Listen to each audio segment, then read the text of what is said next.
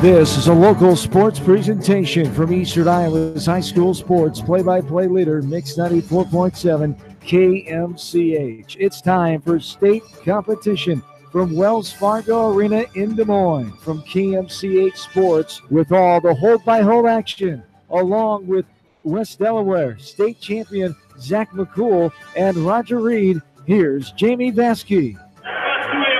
High school wrestling is on the air from the Wells Fargo Arena. It is the 2018 State Wrestling Tournament. Good evening, everybody, along with Roger Reed and 2007 West Delaware State Champion Zach McCool. Jamie Vasky along with you here this morning. And, guys, we are ready to go. It is Class 2A first session, first round, and first round consolation. As I believe we are ready to go. Our first wrestler up will be Evan Woods of West Delaware. He will be Evan Woods will be right off the bat here as we got 8 mats filled here in Wells Fargo Arena. And Evan Woods will be the second match called, so he's actually in the hole here. But, guys, it's that time of year, and we're ready to go, and it's time to bring the wrestlers onto the mat. Yeah, absolutely, Jamie. It's great to be back at Wells Fargo. A little bit different situation here this morning, obviously going into the traditional state tournament here. This is where, a lot of kids' dreams of being a state champ is made. You see some 4-time state champs, possibly having 2 of those this year. And also, once again, as everybody's putting it, they know it's the last match of maybe their year or their career out here. It could be over before you even know it in this first round and second round consolation.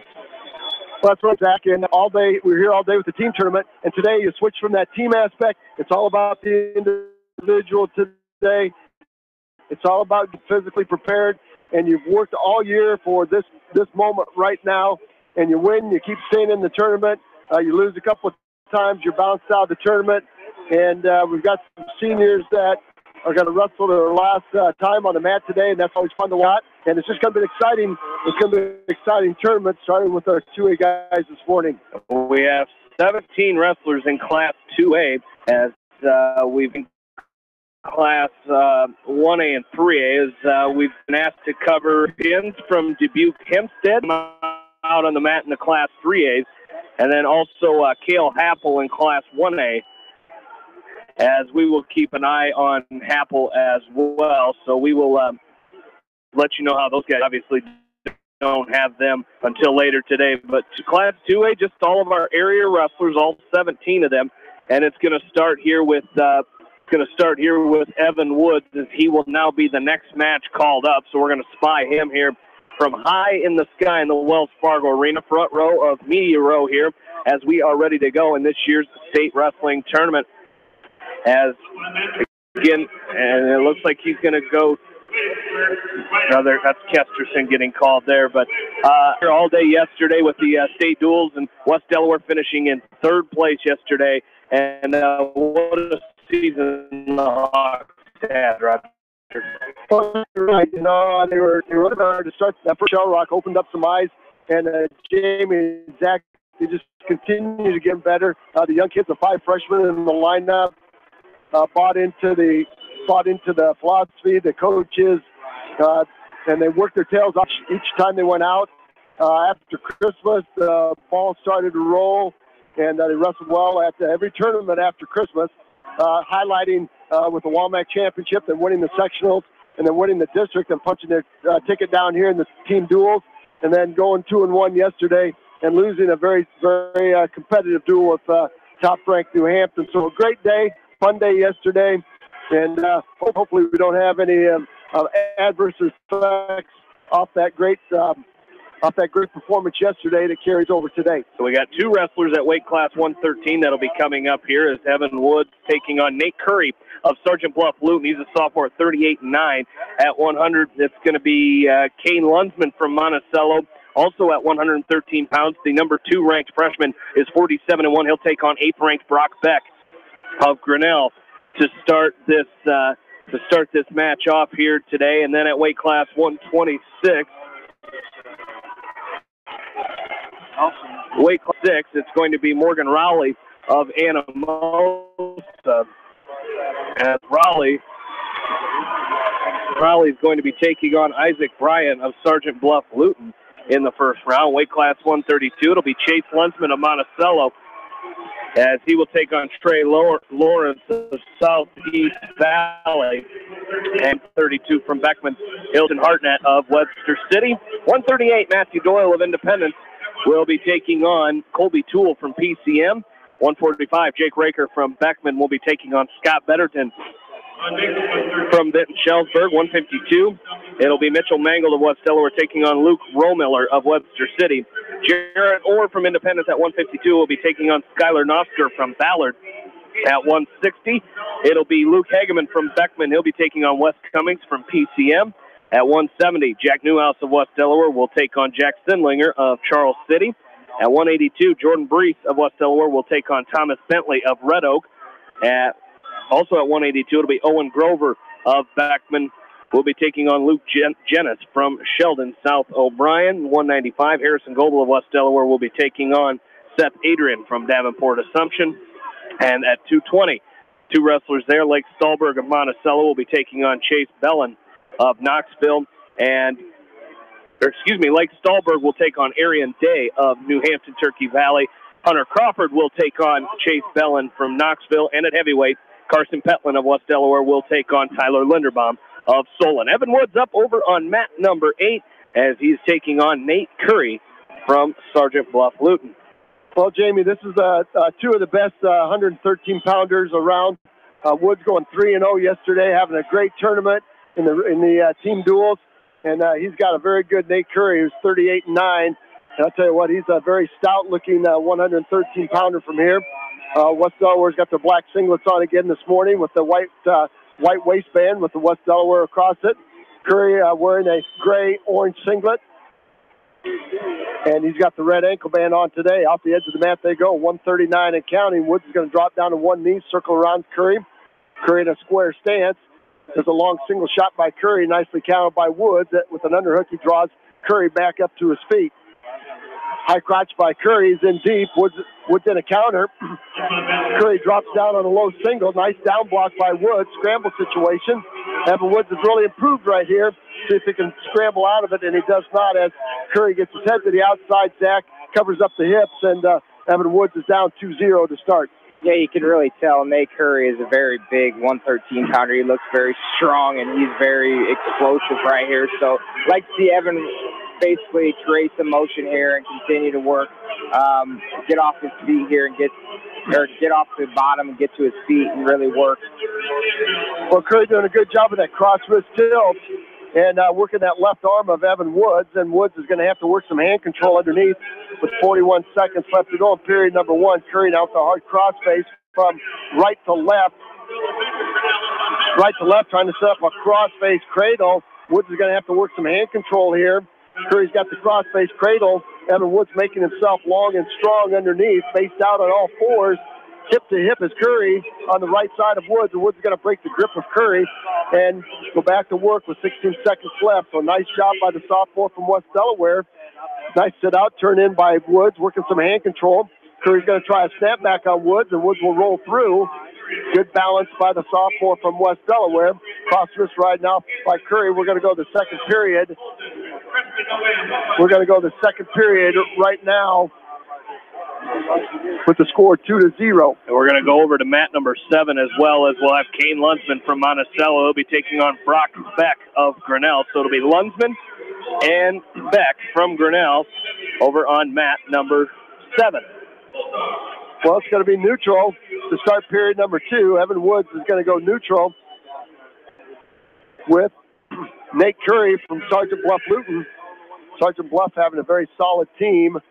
Did not make the state team duels, but we're runner-up in that Northwest Iowa sectional. Fireman's carry again by Curry is in deep. Woods has got an underhook on the left side. He's stuffing the head of Curry. Woods trying to get his hips up. Got to be careful here as a high leg over by Curry. And Curry's going to try to pop his head out. Woods hanging on, maybe trying to get a stalemate. High leg over by Curry. Let's get a stalemate out of there. We're not going to get a stalemate. It's going to be a 2-point takedown by Curry, and it's going to be 4-0. And over on mat number 7, this is Lunsman and Beck in a scramble situation. A wizard by Beck as Lunsman trying to come around the backside and pick up a takedown, but no score. Now Lunsman right back in on a high crotch here, looking for a fireman's carry as he's going to hit him with that fireman's Kelly, or a little Kelly there, and they go off the edge of the mat. 1:17 left to go. Kane Lunsman, the freshman from Monticello, taking on Brock Beck of Grinnell. Still scoreless with 1:15 left to go in the first period. 44 seconds left here, Jamie, and Nate Curry from Sergeant Bluff-Luton up on top, still right in that inside wrist, and Woods having a tough time getting out. 2-point takedown over there for Lunsman as he goes up 2-0 here early in this first period against Brock Beck of Grinnell. So Kane Lunsman, the freshman, having a great season at 1:13, looking to continue that here today and this week at the state meet. 31 seconds left for Evan Woods. He's down 4-0. And on the top of the bracket, if Woods wins this, he will have the winner of Grayson Kesterson and Ryan Clark. Or if he loses this, he will have the loser of that match. So 3 Walmack wrestlers in the top foursome of this weight class 113. 1-point escape by Woods as he goes up now back to neutral. It's 4-1 in favor of Nate Curry from Sergeant Bluff-Luton, neutral position. Curry with 2 takedowns on Woods. Woods now is going to drop into low singles. Been very good there. Hard wizard by Curry as he's stuffing the head of Evan Woods, and Woods is going to have to reload that. He gets that single up. He'll try to go up around the head, and he's going to run out of time. Great shot. He's really got to dump that right there. With a big, strong kid, you got to get him back moving once you get that leg up in the air. So Evan Woods took a very nice shot there, but I don't think going up, in that seatbelt position is where he wants to be against Nate Curry. Well, Curry's going to choose down to start period number 3, and Woods is going to be up on top. Woods with a hard, tight waist and a chop, and he's got Curry belly down in the middle of the mat. Curry up 4-1, so he can burn some clock in that position. Woods is going to have to find a way to turn him over. If you can't turn him over or tilt him, you're going to have to cut him loose at some point and try to go back to work on your feet. Sit out, turn in by Curry. Now he's going to pick up a 2-point reversal. Good hip action by the sophomore from Sergeant Bluff as he got his hips out and then turned into Woods and covered his hips up for 2-point reversal. 6-1 now. Curry now has first period over there with sorry, go ahead, Roger. Evan Woods is on his back as Curry locked up a Butcher. He tried to set that crossface cradle up again, Jamie, and then he went right to that Butcher, so he picked up a 2-point near fall. And first period over there with Kane Lunsman of Monticello with a 2-0 lead, now a 3-0 lead as he's going to pick up a takedown, a 1-point escape to start the second period as he chose down to start the second. So Lunsman with a 3-0 lead over Brock Beck of Grinnell. 1:40 left to go in the second period of that match. And 46 seconds left to go in our match on mat number 8 with Evan Woods and Nate Curry. Now we're going to get stalling against Evan Woods as Curry is up on top right in a hard, tight waist, and Woods is going to try to Granby out of it, and they're going to go off the edge of the mat, so we'll get a restart. Coach Lenz up in the corner now with his young sophomore offering some encouragement. 8-1, Evan Woods down 8-1. Nate Curry, highly ranked, coming in here. Evan Woods putting his best foot forward here after going 3-0 yesterday. 26 seconds left in our match in front of us. 8-1 in favor of Curry from Sergeant Bluff-Luton out of West Central Iowa, right along the Missouri River. 15 seconds left to go, and Evan Woods is going to get dinged from the front side. He'll go the back side, Jamie, where he will take on Ryan Clark from Mount Vernon. And that's a win and stay in, and lose, you're done. So the pressure's going to be on the young sophomore here the second match. Now, final score is 8-1 as Woods loses that match to Nate Curry from Sergeant Bluff-Luton. Over on mat number 7, it's a 2-point takedown for Kane Lunsman. He goes up now 5-0 with 45 seconds left to go in the second period. Doing a great job riding on top as he's draped across the body of Brock Beck right now, looking to bring out a bar on the far side. It looks like does he have a Turk in? He's trying to thread that leg up and look at a cradle, but Beck up to his feet. Lunsman's going to chop the right side of Brock Beck, and he's going to bring him down flat on the mat once again. 20 seconds left to go in this first period. And it's Brock Beck with a 5-0 deficit as Lundsman now with a chicken wing. He's going to try to tilt Beck out of that chicken wing series. He may run out of time. He's just got 5 seconds left to go. And we're going to get stalling on Beck as he's flat out on the mat. And that's how the second period ends. It's Kane Lundsman with a 5-0 lead here. As we go to the third period, it'll be Beck's choice, and he's going to go neutral as Lundsman has been good on his feet. 2 takedowns so far in this match. We'll get a chance at another one here in this third period. Again, as Roger mentioned, Grayson Kesterson defeated Ryan Clark of Mount Vernon. So that will be the opponent for Evan Woods. He will take on Ryan Clark from Mount Vernon, a WAMAC opponent for Woods in the consolation round coming back here this morning. Has Lundsman in on a double leg shot on Beck. He's trying to cut the corner and pick up another takedown here. 1.5 minutes left to go here in this third period now. Now we get a stalemate. And we'll go back to the center with just under 1.5 minutes left to go here in period number 3. So Lundsman trying to advance here for Monticello as he's going to go with that staggered stance with his right leg forward. Now he drops down to a knee, and he's going to shoot back off the edge of the mat. They actually both shot at the same time, and they go off the edge of the mat. 1:19 left to go, third period. So Kane Lundsman, the freshman for Monticello, looking to advance here in the state tournament as he will take on the winner of Kaiser Engen from Decorah and Jason Pita of Esterville Lincoln Central. And Jamie Engen is up right now 4-1. Pita won that match by fall. Oh, he did? Okay. I thought that was up on mat number 1. Mat 1 is Caden Anderlich of Crestwood. Okay, thank you. As we are back to action over there with Kane Lundsman. Still no score, 5-0. Lead by Lundsman. He's in on another shot. We're going to get another stalemate. And off back to the center they will go. So Pita from Esterville Lincoln Central with the fall over Kaiser Engen of Decorah. So Lundsman with a win here. If he can hold off Brock Beck from Grinnell here, he's got just 30 seconds to do that. He will move on and take on Jason Pita of Esterville Lincoln Central. That'll be tomorrow in the morning session at 9 a.m. again tomorrow. 20 seconds left to go for Kane Lundsman. Again with a 5-0 lead. Our next wrestler will be Morgan Rowley at 126 pounds. They have not called any 126-pounders to the match yet. So Morgan Rowley will be the 6th 126-pound match, and that is going to do it. A takedown at near the end of the match for Brock Beck, but Kane Lundsman's going to win that match 5-2, and Lundsman will advance to the quarterfinal round to take on Jason Pita from Esterville Lincoln Central. You know, Jamie, that was a very nice job by Kane Lundsman right there, coming in freshman 47-1. Getting out on that mat in front of all these fans and getting used to this atmosphere for a freshman. Probably didn't end that match the way he wanted to by getting taken down in the last seconds there. But very nice job for his first time being at the well. Absolutely. Well, we want to again thank our sponsors of high school wrestling here today, as we appreciate all their support, and our sports boosters, Locher and Davis Law Firm, New Vienna Ag Automation, Clayton Drug, Back to Health Chiropractic, and Del Clay Farm Equipment. We'll take a short break. We'll come back with Morgan Rowley at 126 pounds right after this. You're listening to this 2018 State Wrestling Tournament from the Wells Fargo Arena in Des Moines, Iowa, from KMCH Sports.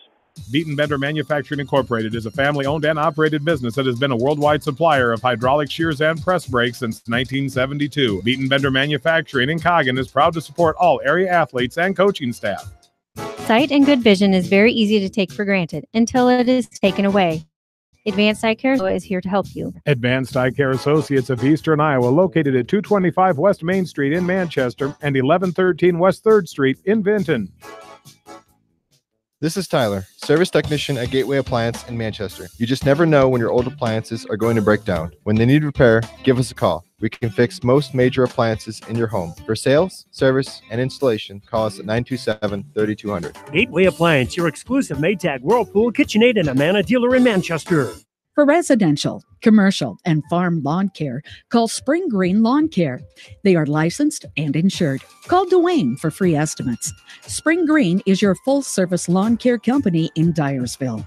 Anderson is the leader in doors and windows. They set the bar high with high-performing, dependable, energy-efficient products for your renovation and building projects. Contact your local vendor, Delhi Lumber, at 922-2404 for all of your window needs. Delhi Lumber, your authorized Anderson Windows dealer, big-town quality with small-town service.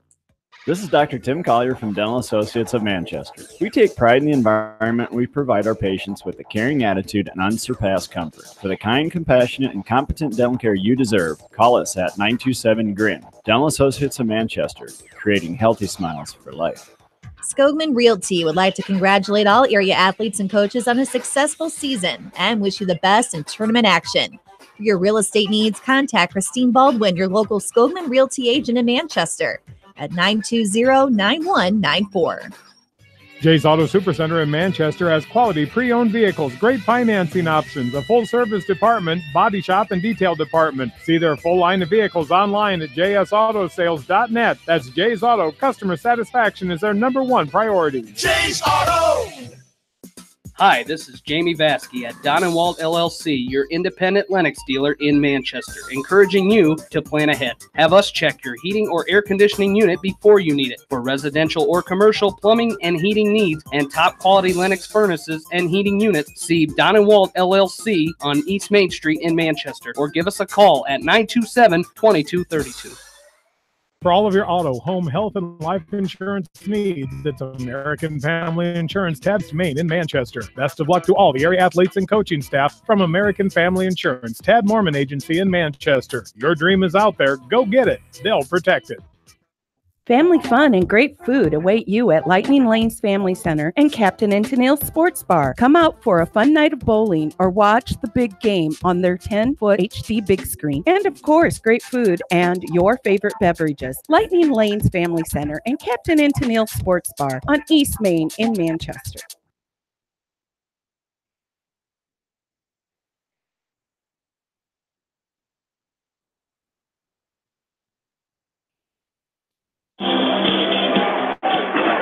And back into the Wells Fargo Arena.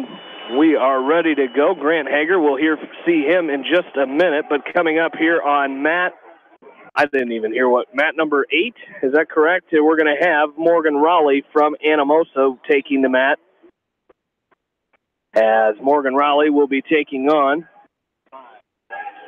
Isaac Bryan from Sergeant Bluff Luton. So already Those guys got some pretty good lower weight guys. That's the third guy I've seen wrestle here in the lower weights for Sergeant Bluff Luton. And that'll be the opponent here for Morgan Raleigh. And they're a good program out there at Sergeant Bluff. And that is Logan Isaac Bryan, 40-13 for a freshman. That's pretty impressive. That's a lot of wins. Anytime you break that 40 win mark as a freshman, you've done something super fantastic, and that's Isaac Bryan. So Morgan Raleigh trying to make the most of his senior year. He's got a nice front headlock right now on Bryan, trying to snap that front headlock down and hit a go behind. Bryan's blocking him off, and Raleigh's going to switch directions and go from right to left, and he's going to pick up 2. Nice job by the senior. He kind of tricked Bryan right there. He tried to snap the head and go from left to right, and he ended up going backwards there and caught the freshman off guard, Zach, for a 2-point takedown. Nice job by the senior. Yeah, he did a nice job pulling that hip down, too. He got around behind and pulled that hip down and just basically ran right around him the opposite direction. Once again, we talk all the time about moving directions on guys. It becomes very hard to defend that when you're moving from side to side, different ways, different actions. And so that's exactly what Morgan did right there. Well, Morgan Raleigh, very tough on top. Usually puts the crossbody right in. He's not going to put the right in this time. He's going to work a tight waist on the right, a chop with the left there, and a spiral ride. Now he's got a half Nelson in on the right side of Bryan. Bryan's going to try to come to a stand-up. Raleigh's going to reach down and pick up that inside ankle and try to throw Bryan to his back. going to have a little bit more pressure from right to left as the freshman from Sergeant Bluff is trying to work some hand control. Raleigh playing the leech and sticking hip to hip with the freshman. Now Bryan with the stand-up. Raleigh's going to try to lift and return, and a back trip by Raleigh as he's got a cross wrist ride on the freshman. Now good hand control by Bryan underneath. Raleigh's going to go to a spiral ride and pull Bryan back under his hips. Now another stand-up by the freshman from Sergeant Bluff. A nice back trip by Morgan Raleigh. 5 seconds left to go, and that's a great period for the senior from Anamosa, leading 2-0 after one. Yeah, and, he made it down here last year, and this year he wants to come down here and bring home some hardware. So really looking forward to the tournament that Morgan Raleigh's going to have here this year. Well, and he's going to defer over. He's got the green ankle band on. Bryan with the red ankle band on. He's going to defer over to Bryan, and Bryan will look at his coaches, and they both point down. Another stand-up by Luke Bryan. Nice front trip by Morgan Raleigh as he dumps Bryan. Now a tilt attempt by Morgan Raleigh. He's got that cross wrist. He's got the right wrist of Luke Bryan underneath. Now he tries to circle the head with a butcher. He's going to post that right shoulder and try to circle from left to right. Bryan's going to try to block him off. Raleigh might pick up some back points here if he continues to rotate those shoulders of Luke Bryan. Now Morgan Raleigh underneath. Zach, you talk about a position. Morgan Raleigh's got his head underneath the hips of Luke Bryan, and he's picking up back points with a butcher. I don't think I've ever seen a tilt like that. I have never seen that. And Roger, you got to excuse me because I was looking over here at my computer, getting some results, and the second I looked down there, I actually could have swore that Morgan Raleigh was on his back, and the referee was counting points for him. But now he's going to go right into a cradle, and I think this one could do it if he can just settle in as looking for the fall is Morgan Raleigh, and really wrestling tough. He's got a nice drive cradle on the right side of Luke Bryan. Now he's going to scoop the knee, and he's going to tighten it up. That's going to tighten that drive cradle up a little bit more. That could be a fall for the senior. Got to slap the mat right there. Officials looking tight. Boy, it looks like Luke Bryan's shoulders were pasted to the mat. And Luke Bryan trying to wiggle that right arm out. Roger, you turned him into a country music singer. It's Isaac Bryan. Sorry. he looks like a Luke. He does kind of look like a Luke. You're correct. But Isaac Bryan, and it's 8-0 in favor of Morgan Raleigh as 10 seconds left to go here in this second period. And Morgan Raleigh's still wrestling tough on top. He is. He's up 8-0. He's up 8-0. It's doing a great job. So, that, what do you call those thinking things where you listen to a song in the morning and it plays back in your head? That's what happened this morning. But anyway, Isaac Bryan down by 8. Morgan Raleigh, the senior for Anamosa. He will take on the winner of the match that's going on right across on mat number 5, Shay Ruffridge from Pocahontas area, and Mason Cleveland. Jamie, do we still have some West Delaware people coaching at Pocahontas? I don't think we do. No. Okay. That was a couple years ago. We followed some Pocahontas wrestlers because of the West Delaware connection. By third period, Morgan Raleigh from Anamosa will choose down to start period number 3. Isaac Bryan with a chicken wing, and he gets that elbow up past 90 degrees. So our referee will stop it right there, and we will have a restart. Now you're up 8-0 here, Zach. You can't sit on that lead. You just got to keep wrestling. Yeah, absolutely. We talked about this yesterday. You can't be satisfied, and you got to keep working off the bottom. You got to keep, because these wrestlers know for down here at the well to basically put you on your back for a 5-point move, and then all of a sudden you find yourself in a closer match than really what you wanted. Well, exactly right. And Isaac Bryan right now is cranking that chicken wing on the left side of Morgan Raleigh, and he's got it loaded up. And Raleigh trying to post with his right hand, trying to keep Isaac Bryan. Bryan throws a half Nelson in on the right side, chicken wing on the left, half Nelson on the right. Morgan Raleigh is being spun in a circle underneath, but Isaac Bryan cannot turn him over for back points. 46 seconds left to go. Morgan Raleigh on the edge of the mat, Zach, and he didn't lunge forward to get a restart. Isaac Bryan's going to turn him in and maybe have some back points here. The freshman from Sergeant Bluff trying to take a huge step around the head from left to right on Morgan Raleigh. And Jamie, I think on mat number 2 we have from Monticello, Chase Lunsman up, taking on Trey Lawrence. So we'll have to spy that match. That's correct. So we'll spy that match. And Morgan Rowley, as he gets off the edge, that's going to do it right there. As Morgan Rowley survived that third period. No, there's still 21 seconds. 21 seconds. I think they got potentially dangerous over there. Okay. He's going to go to the corner for a little bit of blood time as Isaac Bryan really pounding Morgan Rowley here this third period. You know, you're up 8-0. You don't want to take a beating that third period. No, and really all Morgan needs to do is get to his feet. You know, he's leaving his arms right there for Isaac Bryan to continue to clinch on and get into that wing series. And, you know, that wing series, once you get that in, it's very tough to defend. And once again, they can go either direction with that. So he's got to do a little bit better job of getting to his feet and clearing his hands or getting straight to hand control.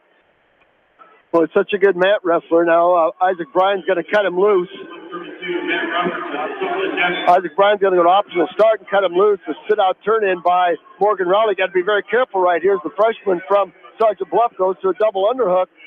Morgan Rowley sagging his hips way back and pinching his elbows together as Bryan trying to pancake Morgan Rowley to his back with a whip over. Good balance by Morgan Rowley, and that's going to do it. Morgan Rowley will win that match 8-0 and will advance. And he will take on 9-2 over there. I think that's Shay Ruffridge from Pocahontas area. Yeah, but a major decision that time by Morgan Rowley. So great job by him. Over on mat number 2, 2-0 after the first period with Chase Lunsman and Trey Lawrence. As Lunsman, the junior from Monticello, 46-3. Lawrence, senior from Southeast Valley Gowrie, he is a 42-11.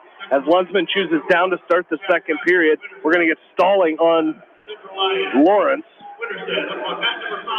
riding parallel on top of Chase Lunsman.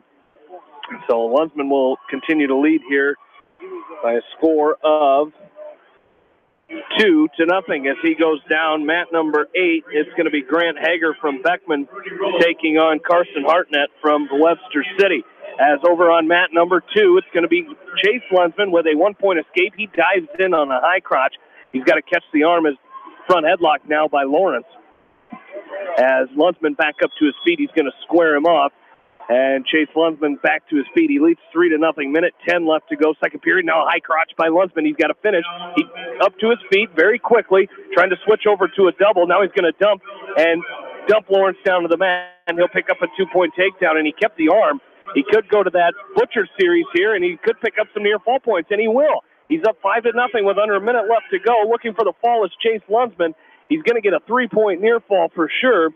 And now he goes quickly to a chicken wing on the left side, and he's going to try to run it here. As it should be a different pinning combination here for Lunsman, but they're going to keep it. Now he's going to go tight waist with a chicken wing on the left side. He's looking to go to that tilt series, and up to his feet is Lawrence, a 1-point escape. It's going to be 8. Oh, they just gave him 2 near fall. So only 2 near fall and not coming up to his feet. Lawrence did not get to his feet, so 7-0. 20 seconds left to go in the second period. And Jamie, over on mat number 1, Grant Hager finds himself in trouble. A headlock by Carson Hartnett from Webster City. Hartnett came out with a single leg and back-tripped Hager for a 2-point takedown, and then he kind of baited Hager with a short sit-out, and then came with a headlock and threw Hager to his back. 51 seconds left to go, and Carson Hartnett from Webster City, the senior at 37-5, has Grant Hager on his back in a headlock, and Hager's trying to bridge out of it. Over on, it's going to be Chase Lunsman with a 7-0 lead as we go to period number 3. It's going to be Lawrence's choice. Trey Lawrence, he's going to go down to start the third. Again, Chase Lunsman, the junior, looking to advance here as he leads 7-0 as we go to period number 3. Grant Hager posting on that right elbow, keeping the right shoulder up. Hartnett from Webster City trying to go chest down now on top of Hager to get the fall. 9 seconds left, and the junior from Beckman Catholic is doing a phenomenal job staying out of that very tight headlock by the senior from Webster City, and he's going to limp to go to another period. Still 7-0 over here. Minute 35 left to go over here with Chase Lunsman. He's leading 7-0 in the first round at weight class 132.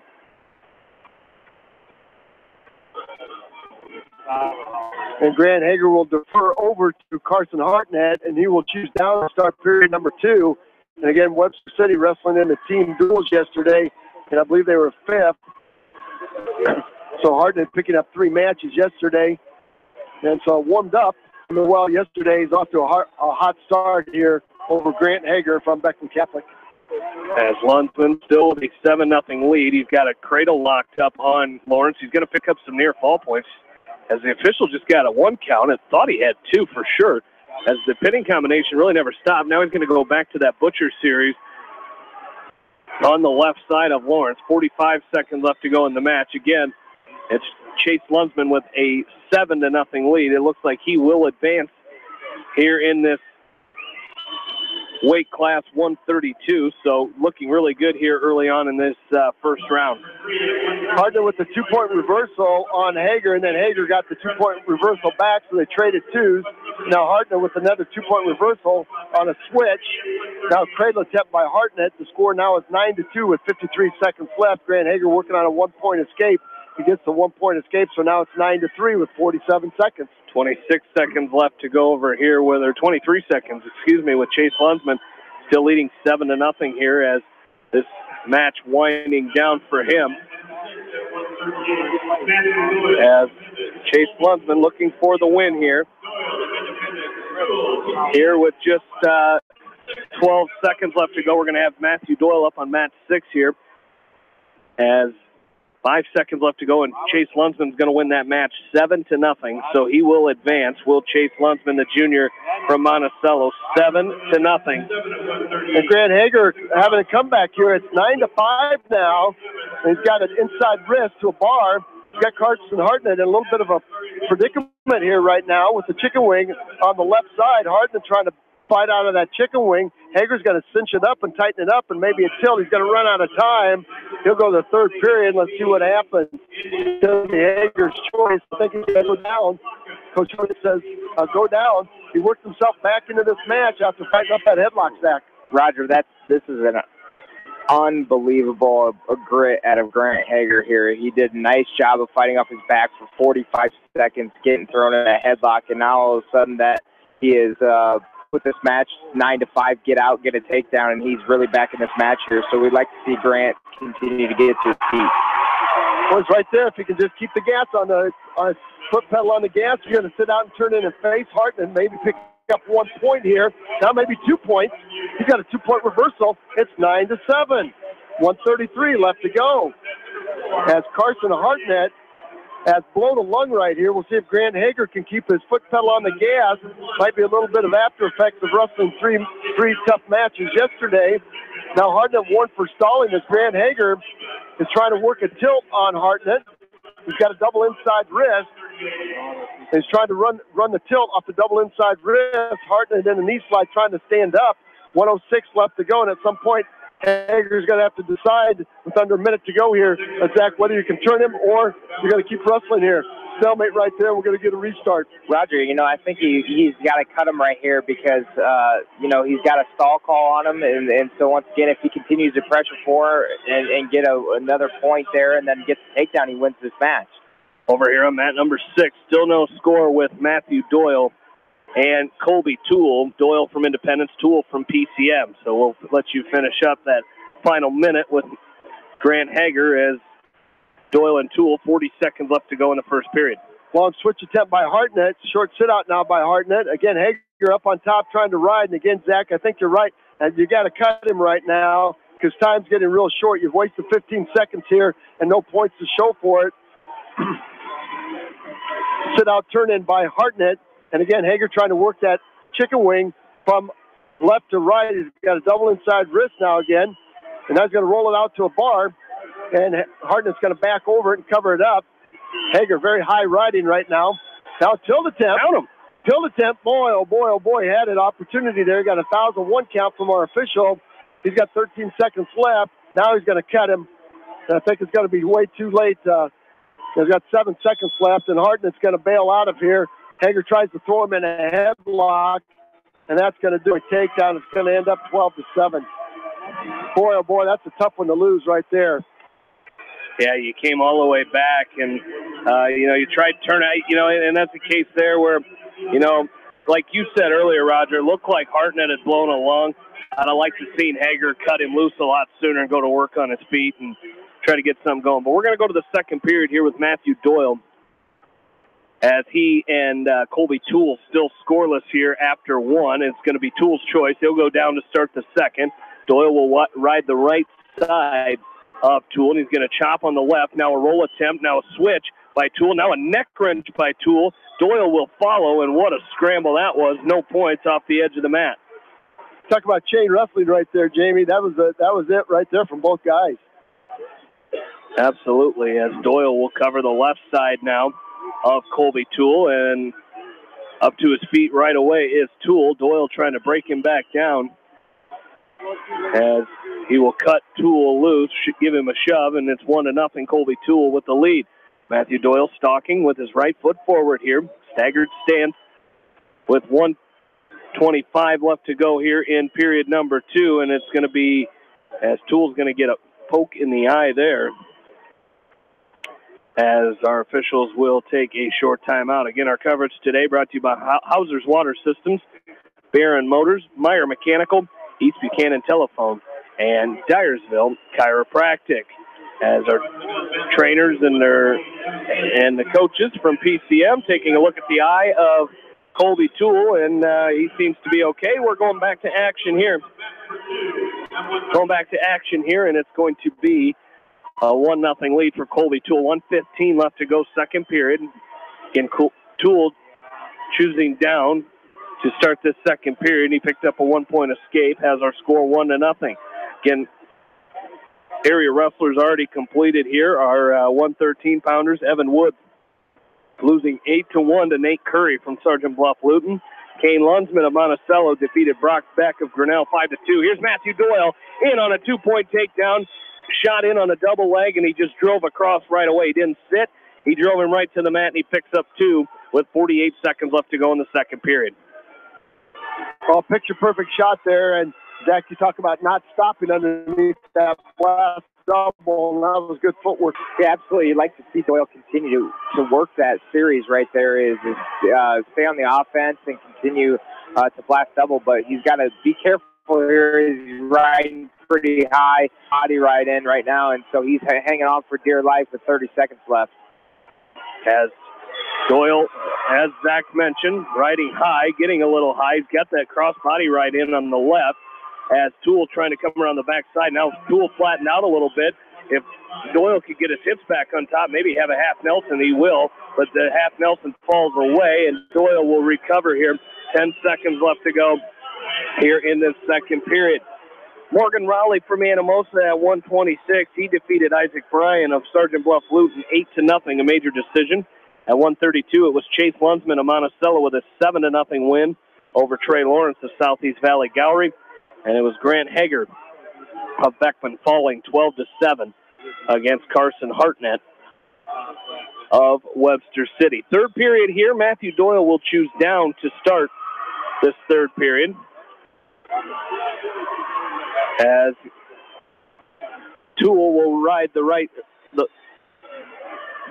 side of Doyle. He started on the left, jumped over to the right. As Doyle back up, builds his base now. As he's going to try to come up to his feet here. He's got to get hand control, as he's doing a good job of building his base, but got to get that hand control and come up to your feet if you're Matthew Doyle here. As 1:26 left to go, a switch attempt by Doyle. Returning him to the mat is Toole.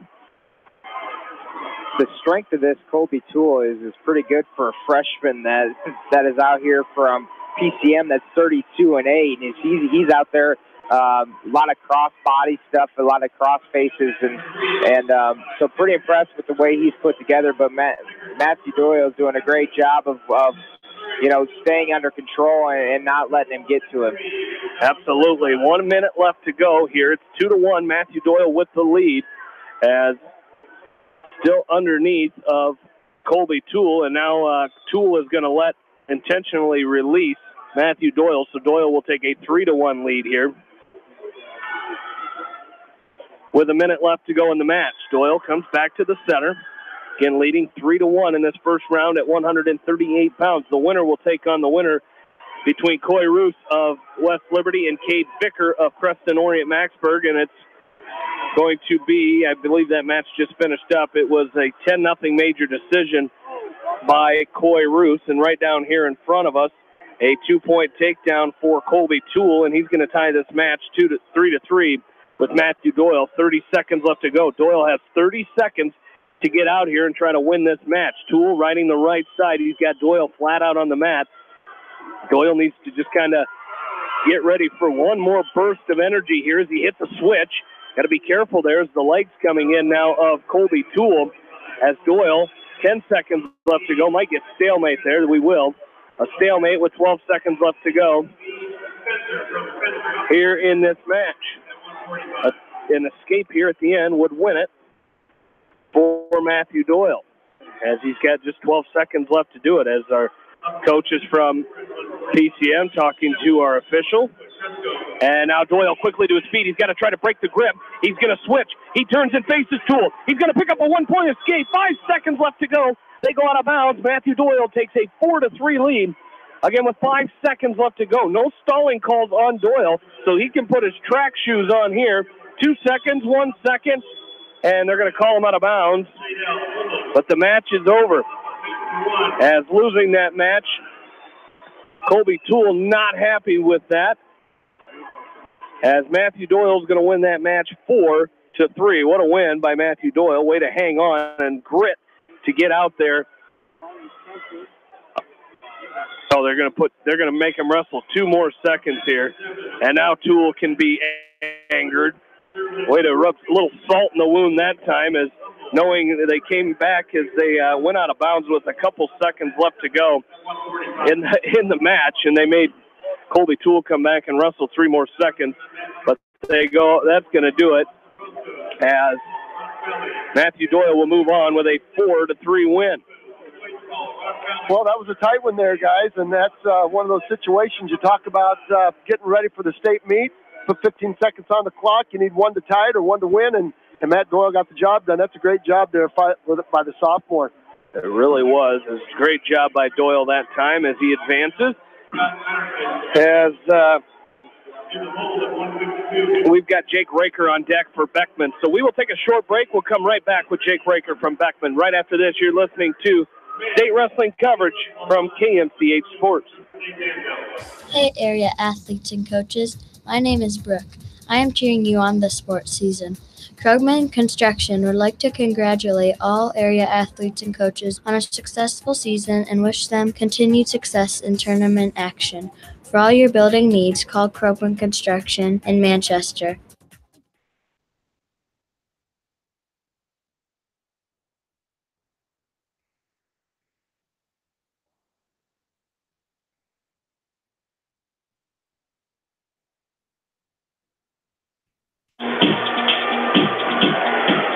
Back into the Wells Fargo Arena, Jamie Maskey, Roger Reed, and Zach McCool back with you as we are up to 145 pounds. This will be Jake Raker from Beckman taking on Walmart Conference opponent in Scott Betterton from Vinton-Shellsburg. And Mitchell Mangold of West Delaware will be on deck. I can see him waiting in the wings over there of the Wells Fargo Arena. So we'll have Raker and Betterton up right now, and then shortly after that we'll have Jared Orr of Independence. Well, Jake Raker, your sectional and district champion, taking on Betterton, who was the district runner-up from Independence. So these two are familiar from the Walmart Conference, and Betterton's got a really good single, and Jake Raker's got really good defense. So this is going to be a cat and mouse game to start here just a little bit. And Mangold will be up on mat number 8. Oh, 8. Mangold will be up on mat 8, taking on Luke Romiller of Webster City. Right back to action on mat number 5, and Betterton with a long shot in, a nice front headlock by Jake Raker as he's going to try to cut the corner on Betterton. Standing front headlock now by Raker as Betterton comes to his feet. and we might get a stalemate right here as Raker's in a double underhook right now. Betterton's going to try to back out of it. The official's going to let him wrestle here. Betterton's going to drop in on a Kelly. Long counter by Jake Raker. And Betterton in reverse gear right now, trying to find a restart, trying to get off the mat. Raker's going to measure him and take a shot at Betterton. The referee's going to stop it, and we're going back to the center of the mat.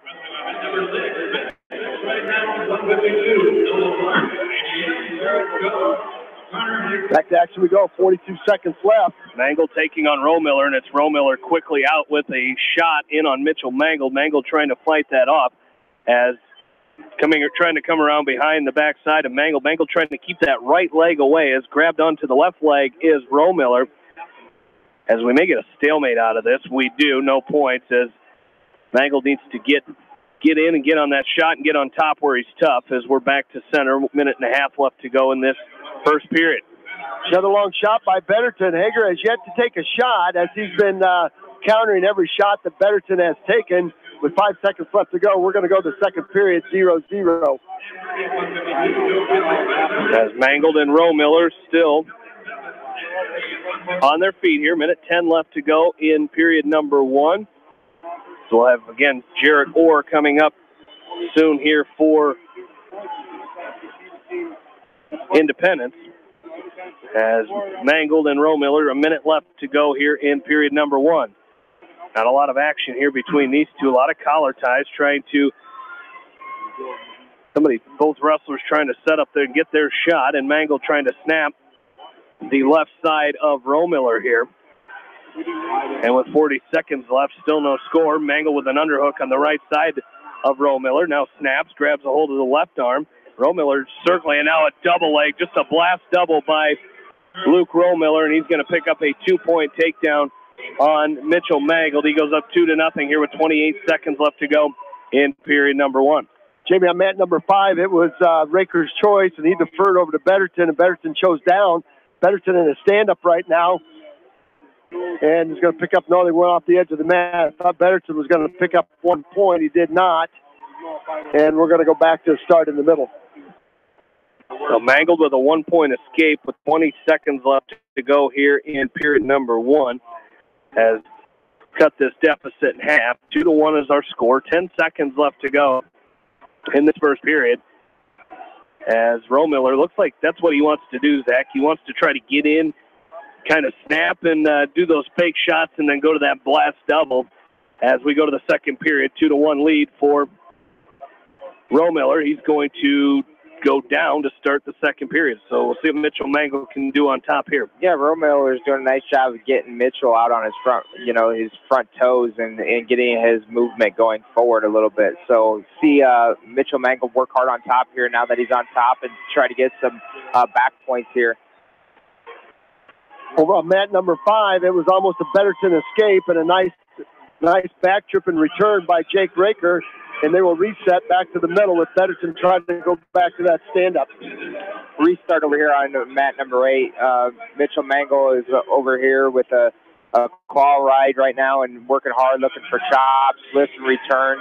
Right now, out on his feet here. So Mitchell Mangle doing a nice job, a tough ride here. So hopefully, once again, we get him to start working some top position. Stand-up by Betterton, and Raker dropped in on a double, and Betterton's trying to scramble out of it with 17 seconds left. No score on the board. It's still 0-0. We're going to get an injury timeout for blood. So back to Mangle. I think Jared Orr is up on mat number 2 for Independence. He is, so we'll spy that one. We'll keep an eye on that one. 2-1, Mangle trailing as Romiller up to his feet. Mangle goes between the left mat, doing a nice job. As Mangle's got to go to work on top here, trying to ride the right side of Romiller, trying to break him down. He's chopping that right arm, and Mangle and chain in that ball and chain situation. And as trying to lock it up, Romiller just crawling forward, not allowing the Mangle to get in on that ball of chain. We're on mat number 2. It's going to be blood time with over there with Jarrett Orr.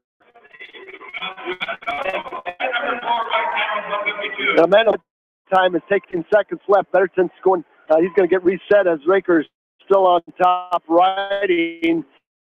And there's the whistle. Betterton trying to come with an outside stand-up. Raker with a nice claw right on the left side. Belly down. Count. Right there, Mitchell Mangle on mat number 8 just got a Miller basically, yes, he turned into him and he bull rushed him right to his back and got a 2 count right there. So that's huge for Mitchell right there when it's going to be his choice in the second period. He's got to write him out for another 16 seconds here. Shady Zach, we talked about the official anticipating and being in great position. If he would have been in back, you never would have saw that. He was in great position there. Great job by our official. 0-0. Sorry, Jamie. As that's going to do it for the second period. It will be Mangold's choice to start the third. Coach Voss will have him go down, I believe, to start the third period as he picked up an escape earlier, and Romiller wants to let him loose. So Mangold's going to take a 4-2 lead here as we head to the third period. It's still 0-0 on mat number 5 with Jake Raker and Scott Betterton. Ray goes down, and that's going to be a 1-point escape for Raker. And he will dent the scoreboard first and take a 1-0 lead on Scott Betterton from Vinton Shelford. Going to have Luke Hageman up at 160 over on mat number 7 for the Blazers. So we'll keep an eye on that one as well as Jared Orr he's trailing 2-1 over on mat number 2, second period. With first period with just a minute left to go. Back to action with Mangold and Romiller. As there's a minute 25 left to go, Mitchell Mangold with a 4-2 lead on Luke Romiller. This is one of the matches to watch in this first round in Class 2A, as you've got Mangold ranked number 4 or 5 in the state in Class 2A. Romiller, I believe, ranked number 10. As Mangold still fighting in there. He's got to watch out for that double leg. A shot attempt by Romiller as Mangold fights that off with a minute left to go in this third period. Over there on mat 2, Jared Orr gives up another takedown. It's now 4-1. 18 seconds left to go first period. Mangold, in the meantime, trying to fight off the being defensive here against Luke Romiller as Romiller stalking Mangold. Here he comes with that double leg again. Now Mangold in a front headlock, and this is where Mitchell Mangold is very tough. Got to try to score here. 40 seconds left to go. Period number 1. Or excuse me, in this first round. In the third period of this match. So Mangold in that front headlock, and he's going to give it up there. Jamie, on mat number 5, it's a Jake Raker 1-0 win over Scott Betterton. So Jake Raker will move on, and he'll take on the winner of Austin Rosenboom or Spencer Newberry in that second round. Good job by Jake Raker. It's going to be Rosenboom. Rosenboom with a fall in that first match. 7 seconds left to go with Mangold. He leads 4-2. As a headlock attempt by Romiller, and Mangold's going to take him down to the mat. It's going to be a 2-point takedown. Mitchell Mangold is going to win 6-2. He fights off the burst by Romiller, and Mangold wins that match 6-2. And Zach, now if you're Mitchell Mangold, you get back to the hotel, you get some rest, and get ready to go. You don't have to wrestle again until tomorrow morning. Yeah, it's nice wrestling right away in the morning because you get your weigh-in in, and then you get your first match done, and then you got some time to relax and recover, and maybe get a short practice later on today. And so it's nice to get out of the way and just kind of take that deep breath, get that first match and that first win as you continue to go to the front side of that bracket.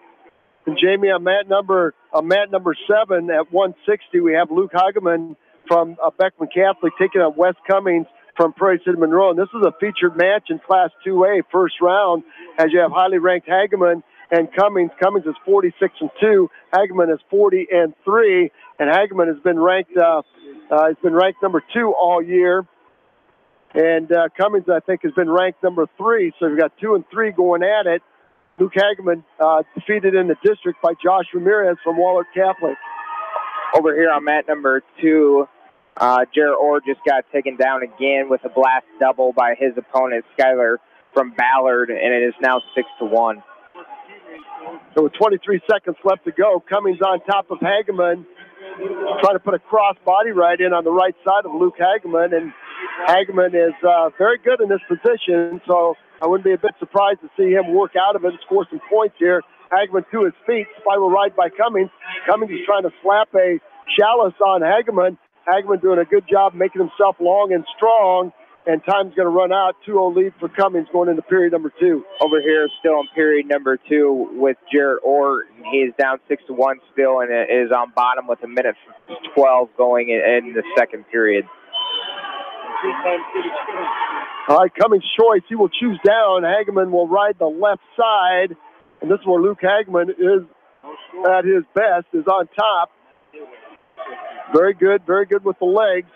And we'll see if he can turn Cummings over here.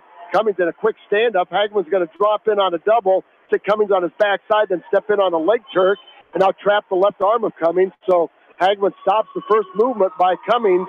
Cummings is a junior from Prairie City Monroe.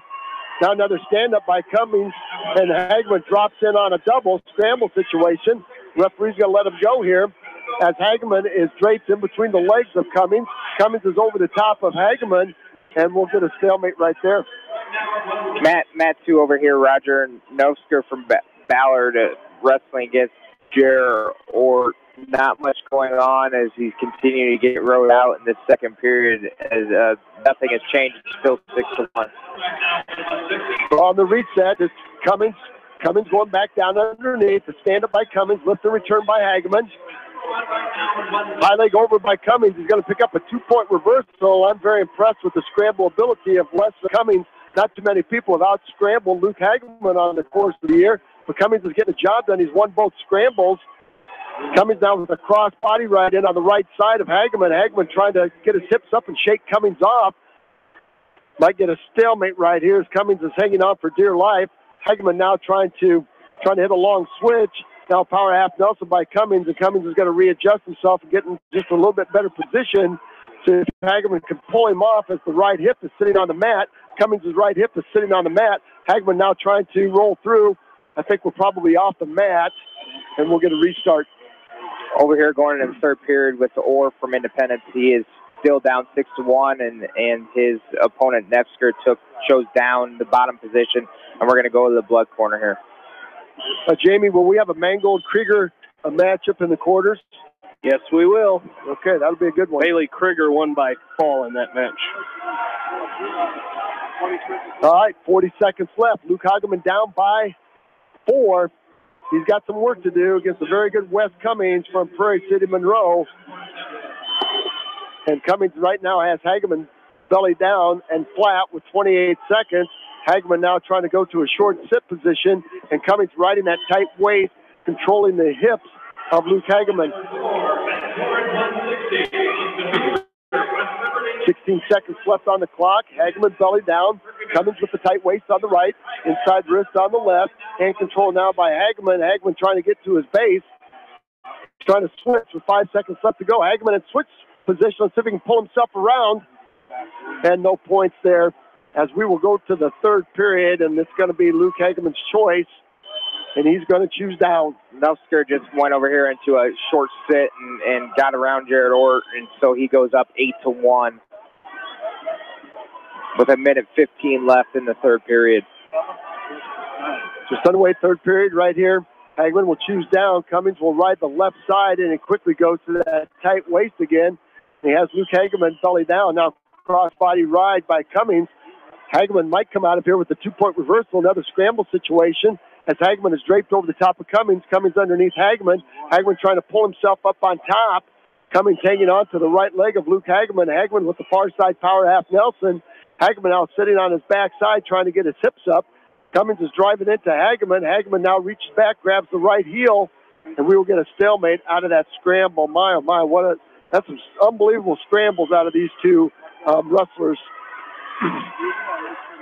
Blood time over here once again with Jarrett Orr. He trails 8-1 with 51 seconds left to go in that match.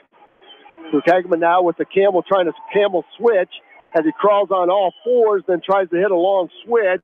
Almost he's trying to pick up the 2 there as Cummings is draped over the top. Hageman now hips up high. He's trying to shake Cummings off. Cummings in a power half Nelson. Hageman has the right heel of Cummings. Cummings with a power half Nelson. Hageman's going to pick up 2. Hageman picks up two. It's going 2 now with 55 seconds left to go. So Hageman's got to cut Cummings loose. Got to make sure you get him all the way through. There's a 1-point escape by Cummings, and Hageman's going to come back to work with 44 seconds. Roger, he's got to keep the pace up right here. Cummings looks like he is sucking some wind. Looks like he might be, hobbling on that left knee. Well, Hageman now trying to work the head of Cummings. Sweep single attempt by Hageman. Now we're going to get stalling against Cummings for going in reverse gear. 34 seconds left to go. Hageman needs a takedown and some back points to go ahead in this match. Hageman hustles back to the mat. Prairie City coach talking to Cummings as he slowly walks back to the center. Nice sweep single by Hageman. He's in deep. Let's see if he can turn that Cummings over. Hageman trying to pop his head out. There's the 2. Got to get another one. Got to cut him loose. We're trying to turn him. Hageman's going to cut Cummings loose. Get your hands off of him. There's a 1. Hageman's going to single. He cuts across to a double. He's going to sit Cummings on his backside. 10 seconds left to go. Takedown by Hageman.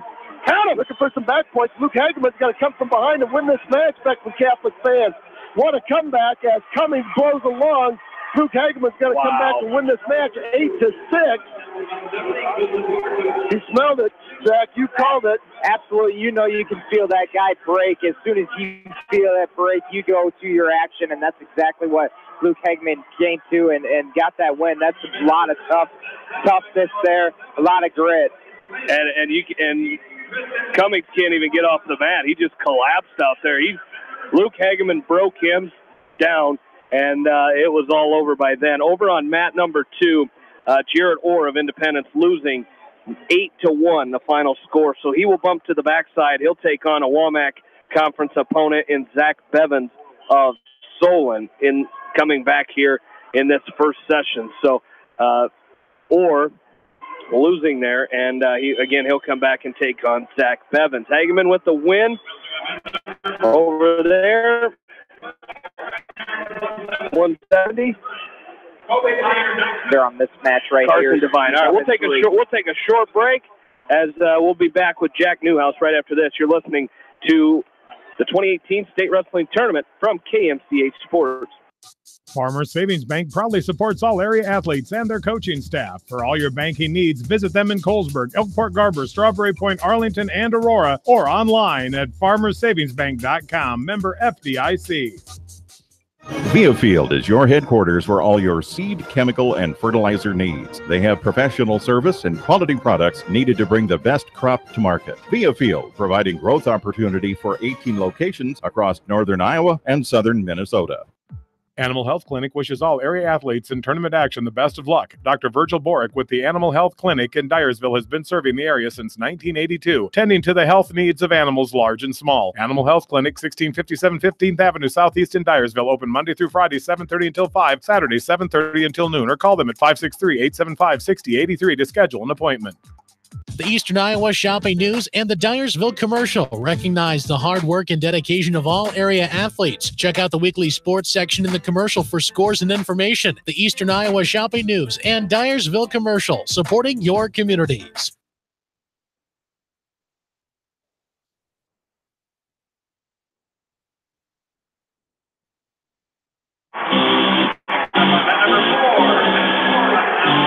And welcome back, wrestling fans, to breakfast at the Wells Fargo Arena. We've got Class 2A state wrestling for you, this wild and crazy Class 2A. We've seen some unbelievable matches, not only from our area wrestlers, but from other area wrestlers. Some great level of competition here, some great athletes in this first round, everybody trying to advance.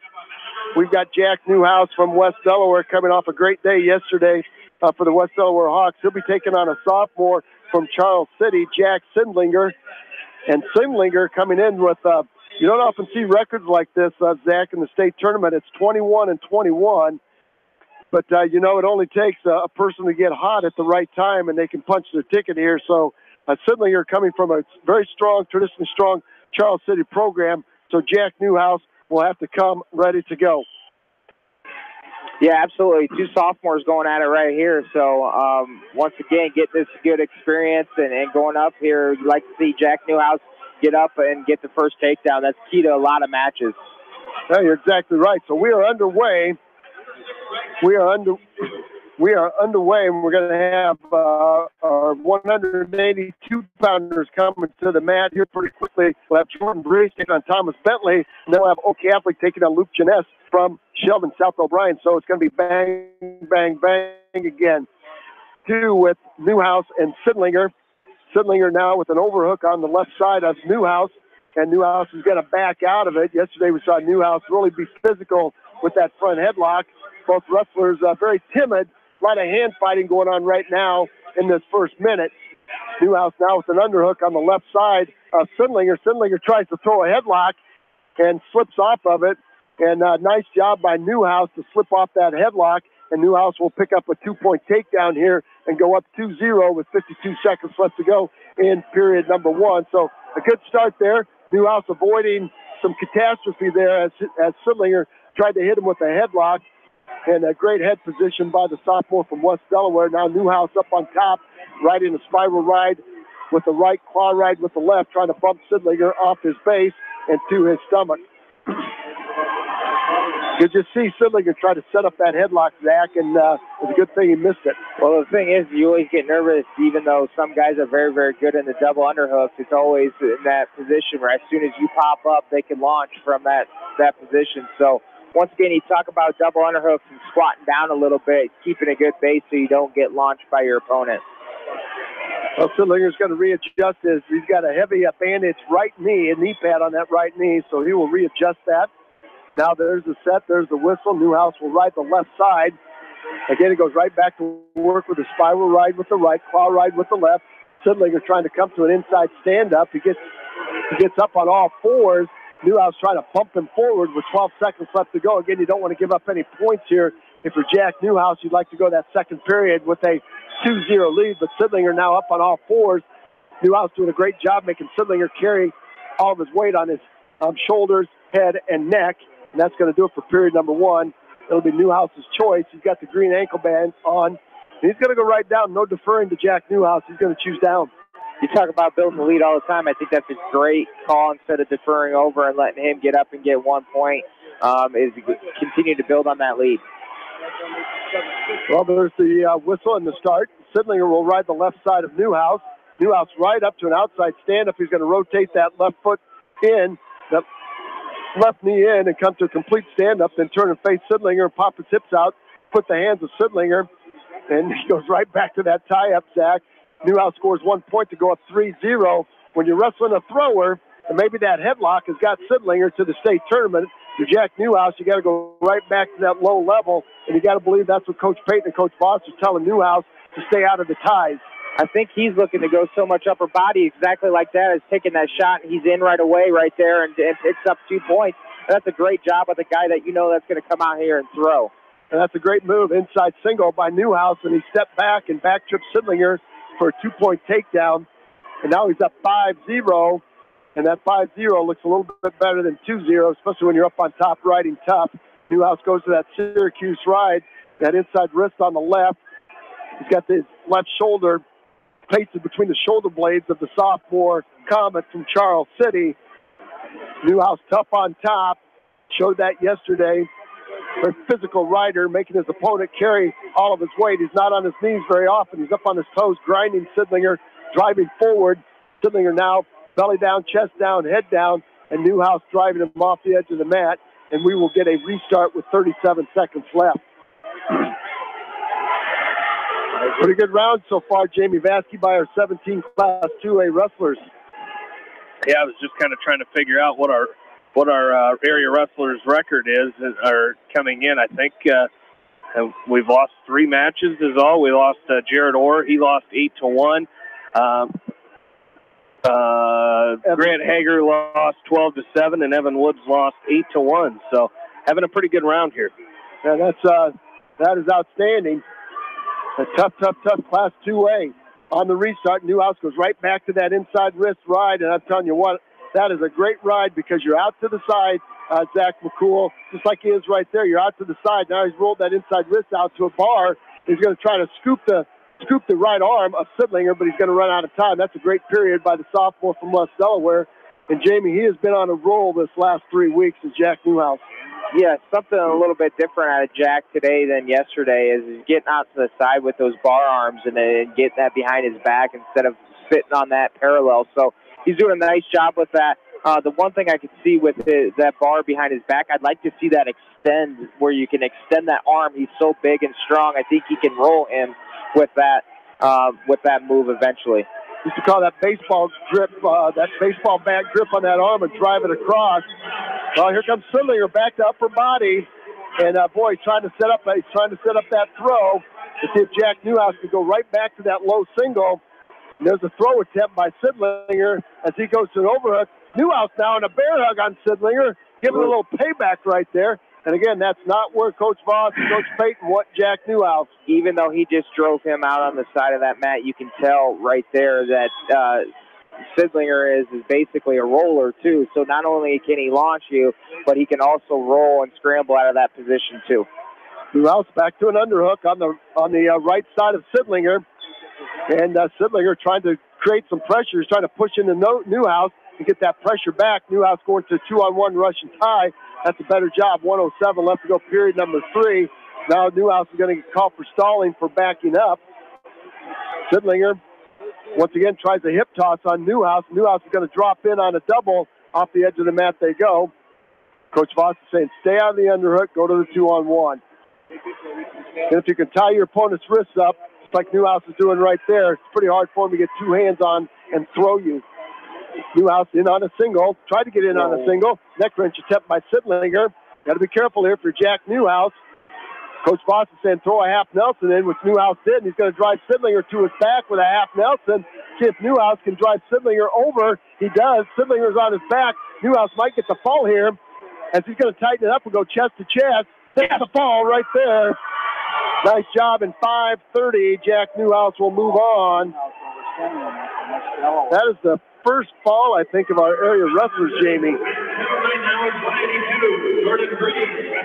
going right back with Matt, too. We're going right back with Jordan Brees against Thomas Bentley from Red Oak. And I'll tell you what, Newhouse, that is a great job there. Smart wrestling by the sophomore from West Delaware as he stayed out of the throw situation, attacked low level, and then got on top and got the fall. So Newhouse will join Mitchell Mangold and advance to that second round tomorrow. And again, like you said, they wrestled 3 tough matches yesterday, 1 this morning. Now you get an opportunity to take it easy for a little bit. Jordan Brees and Thomas Bentley up on mat number 2. Great job by Jack Newhouse with the fall. Like Roger said, our first area wrestler in this round with a fall. As we stay on mat 2, and here's Bentley quickly out with a takedown on Jordan Brees. Here's a very physical junior from Red Oak, and he came out quickly. Now he's got Jordan Brees on his back with a chicken wing, and there's a fall in 22 seconds. Thomas Bentley with a fall in 22 seconds. So Jordan Brees will get thrown to the backside. And he will take on the losers, Jaron Troush from Prairie City Monroe and Jackson Gingrich from West Liberty. So, boy, oh boy. Jordan Brees, a double leg takedown, then a chicken wing stack up. Very physical. Bentley from Red Oak getting the job done. Well, we're going to go to mat number 6 as we've got Owen Grover also with a very tough first round match, taking on Luke Jeunesse from Sheldon South O'Brien. He's a junior at 42-2. So a tough matchup here for Owen Grover, the junior at 38-6 for Beckman Catholic. Wow, he's big, tall, lengthy, got some muscle to him right here. So I think Owen Grover's going to have some work cut out for him here, but hopefully he can pull this off and continue to work whatever he's been doing the entire year to have 38 wins under his belt. Well, it'll take a great effort here against Jeunesse. There's an outside single shot by Grover. He's in deep. Long down block by Jeunesse. As Jeunesse making Grover carry all of his weight. We'll probably get a quick stalemate right here. Although Grover in, trying to knee drive. He's up on his knees, trying to get his head up and drive into that double, trying to tighten it up a little bit. Now front headlock by Jeunesse. Grover doing a great job trying to control. Now Grover tries to Kelly Jeunesse, and Kelly high legs over. No points. Good scramble situation by Grover. Grover could come out here on top for a 2-point takedown. Scramble situation. Grover's going to hook a leg for a 2-point takedown. Great scramble. Jeunesse tried to high leg over and hook up a double spur, and Grover went to a high bridge and bridged out of it. So the junior from Beckman Catholic dents the scoreboard first on the highly ranked Jeunesse. Great job. That's a great job by that referee, too, of not calling that too early. When you don't know what's going on and who to give points to, is basically no call is your best call right there. And Grover sat there and scrambled and did a nice job of coming out on top. Now stand up by Jeunesse, and Grover's going to drop in on a single. Jeunesse might get a 2-point reversal if he hooks the left ankle of Owen Grover. And Grover with his head down, hanging on to that left ankle, and now Jeunesse will hook the left ankle of Owen Grover and cover him up and pick up a 2-point takedown. We're tied up at twos, and now we'll get the stalemate. Owen Grover with the first takedown. Jeunesse with a 2-point reversal. Jeunesse gets up and takes a big sigh right there. So he knows he's in for a dogfight right here with the Blazer from Beckman Catholic. We're going to get a caution against Jeunesse for starting before the whistle. There was 7 whistles going on here. That's a common occurrence. Outside stand-up attempt by Grover. Hard, tight waist by Jeunesse. Jeunesse on the left side. Now quickly goes over to the right side. Spiral ride by Jeunesse. Claw ride by Jeunesse. That's going to do it for a very exciting period number 1. Yeah, great job there by Owen Grover. Getting that starting off, and you know, I don't remember. Somebody wrestled this Luke Jeunesse from Sheldon South O'Brien last year. When I saw that name pop up, I remember somebody wrestling him in last year's state tournament. But what if it was Harrison Goebel, Jamie? That's very possible. And I know you'll check the archives. You'll have it for us. More than likely. You'll check the archives, and we'll discover who it is. There's a nice switch by Grover. He's going to pick up 2 on Jeunesse. Jeunesse trying to hit him with a re-switch.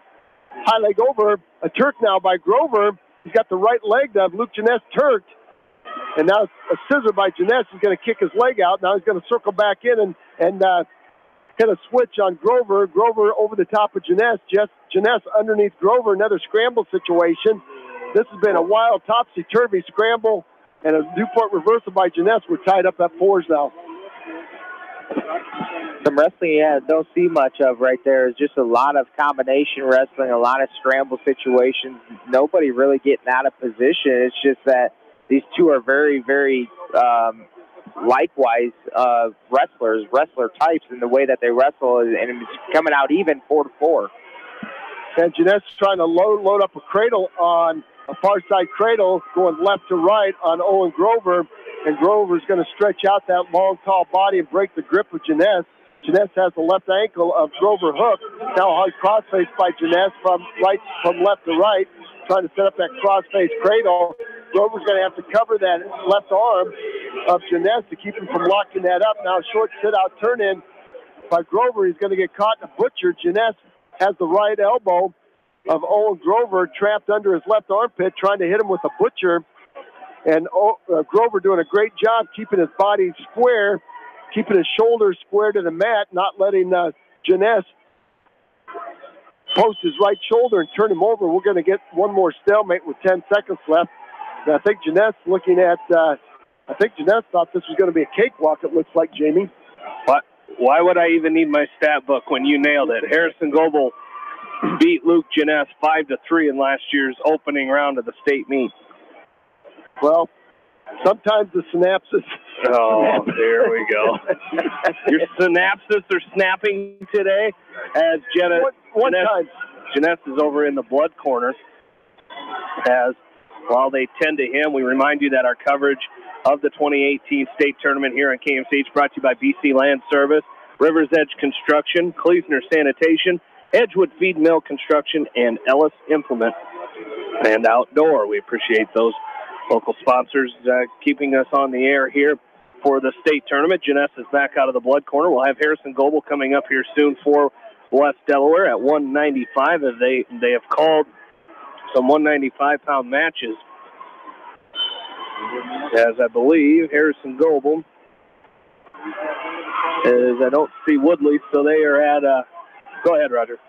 This is a long switch by Grover. He might have Jeunesse going to his back. He picked up the reversal in short time. But coming out of that blood time, Jamie and Zach, did you see the body language of Owen Grover? Man, he was feeling it. And Jeunesse came out of the blood corner kind of shaking his head. I'm not quite so sure. What his mindset is right now. But Owen Grover, he's feeling it right now. He's up 6-4. And I'll tell you, when you can score in short time, that does a lot to mentally destroy your opponent. Yeah, right now, a lot of positive and mental self-talk right there out of Grover, and you're seeing a difference right now. You're seeing it a little bit different than how this match started, and he's continuing to get better as the time continues to tick. There's a stand-up by Jeunesse. Grover's going to drop in on a single. Jeunesse draped over the top of Owen Grover, now trying to go hit him with a go-behind as he captures the left ankle of Owen Grover. Grover trying to stay square and block off Jeunesse. Jeunesse circling hard from right to left, and he's going to pick up a 2-point reversal. We are tied again at 6s with 1:18 left to go in this match. So Owen Grover's got to stay in great position. He goes right back to that switch, but he didn't clear his arm, and Jeunesse went with a tight waist and a chop, trapped the right arm of Owen Grover. Still locked up at 6s right here with under a minute to go, 59 seconds. Owen Grover trying to measure his moves here. Jeunesse on top with a tight waist. Now a spiral by Jeunesse with the left, a chop with the right. Trying to dump Owen Grover to his side, keep him from hitting that switch. And off the edge of the mat they go. Coach Hotek kept out of his chair saying, hey, need to score 2 right here. And Jeunesse, once again, is going to go to the blood corner as he needs some injury timeout. He's got an inhaler, so he'll have to take some injury timeout there. Maybe a little exercise-induced asthma, needs an inhaler to take care of that, but he's going to the corner to take a blow. That shows a lot right there. I think Owen Grover can look at that and say, hey, I got more left in my tank than he does, and so hopefully that gives him better, more mental aspect of this match right here, and you can really see that Jeunesse is really struggling right now to breathe. It certainly is, and he is slow coming back to the center of the mat. His coach is rubbing his shoulders and rubbing his chest and trying to get him pumped up to finish this match. 44 seconds. Owen Grover trying to join Luke Hageman in the quarterfinals. Outside stand-up by Grover. Now Grover with that hard switch. Now switch to the other side. He's going to pick up 1. He's up now 7-6 with 35 seconds left. So now Zach, you got to go back to work. Good stance. There's a long double by Jeunesse. He's in deep. Good down block by Grover as he's draped on top of Jeunesse. Jeunesse switches off to a single.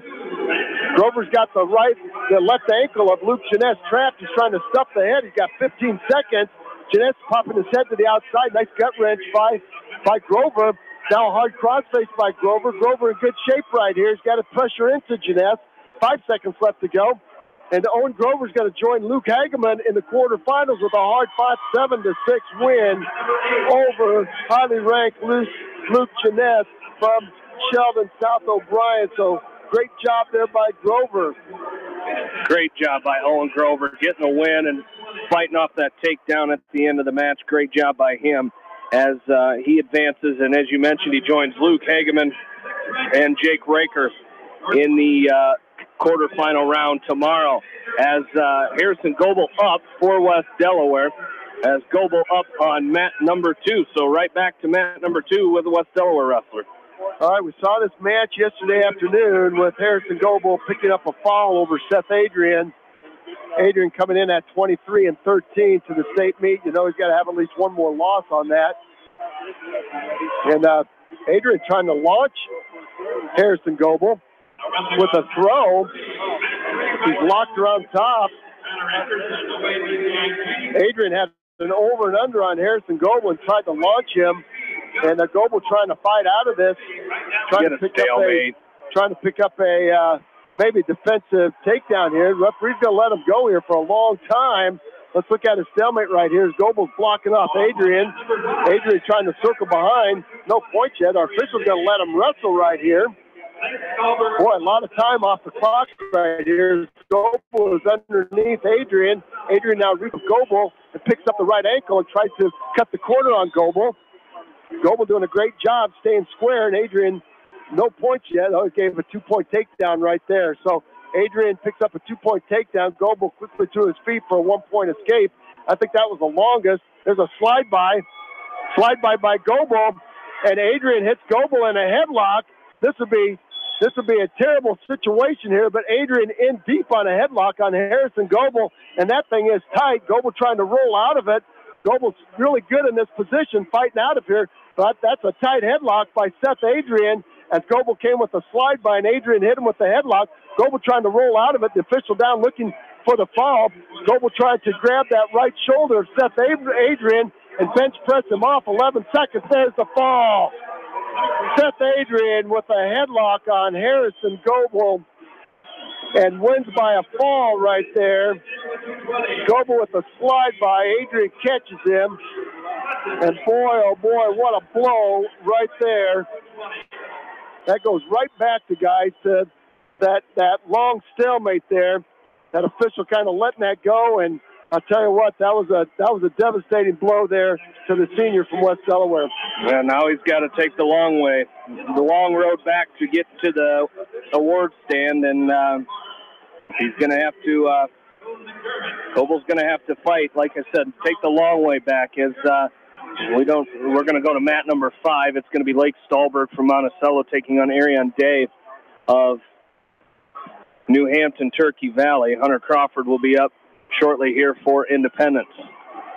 And I know 1 minute 50 seconds to fall over there for Seth Adrian from Assumption. Well, you know, when somebody's got a headlock, and you know we've seen it, guys. We've been here long enough. We've seen stuff like that happen, and it happens at the weirdest, most inopportune times. So we'll see if Harrison Gobel can match the effort that Mitch Mangold had last year and come all the way back for a 3rd place. Well, Luke Stahlberg taking on Ariane Day on mat number 5, and it's Stahlberg takes a long shot on the senior from New Hampton, and it's going to be a crossface by Day. Now a crossface cradle by Day, as he's going to drive Stahlberg to his back in a crossface cradle. Luke Stahlberg on his back, Ariane Day with the tight crossface cradle. He's got his right knee in the right rib cage of Lake Stahlberg.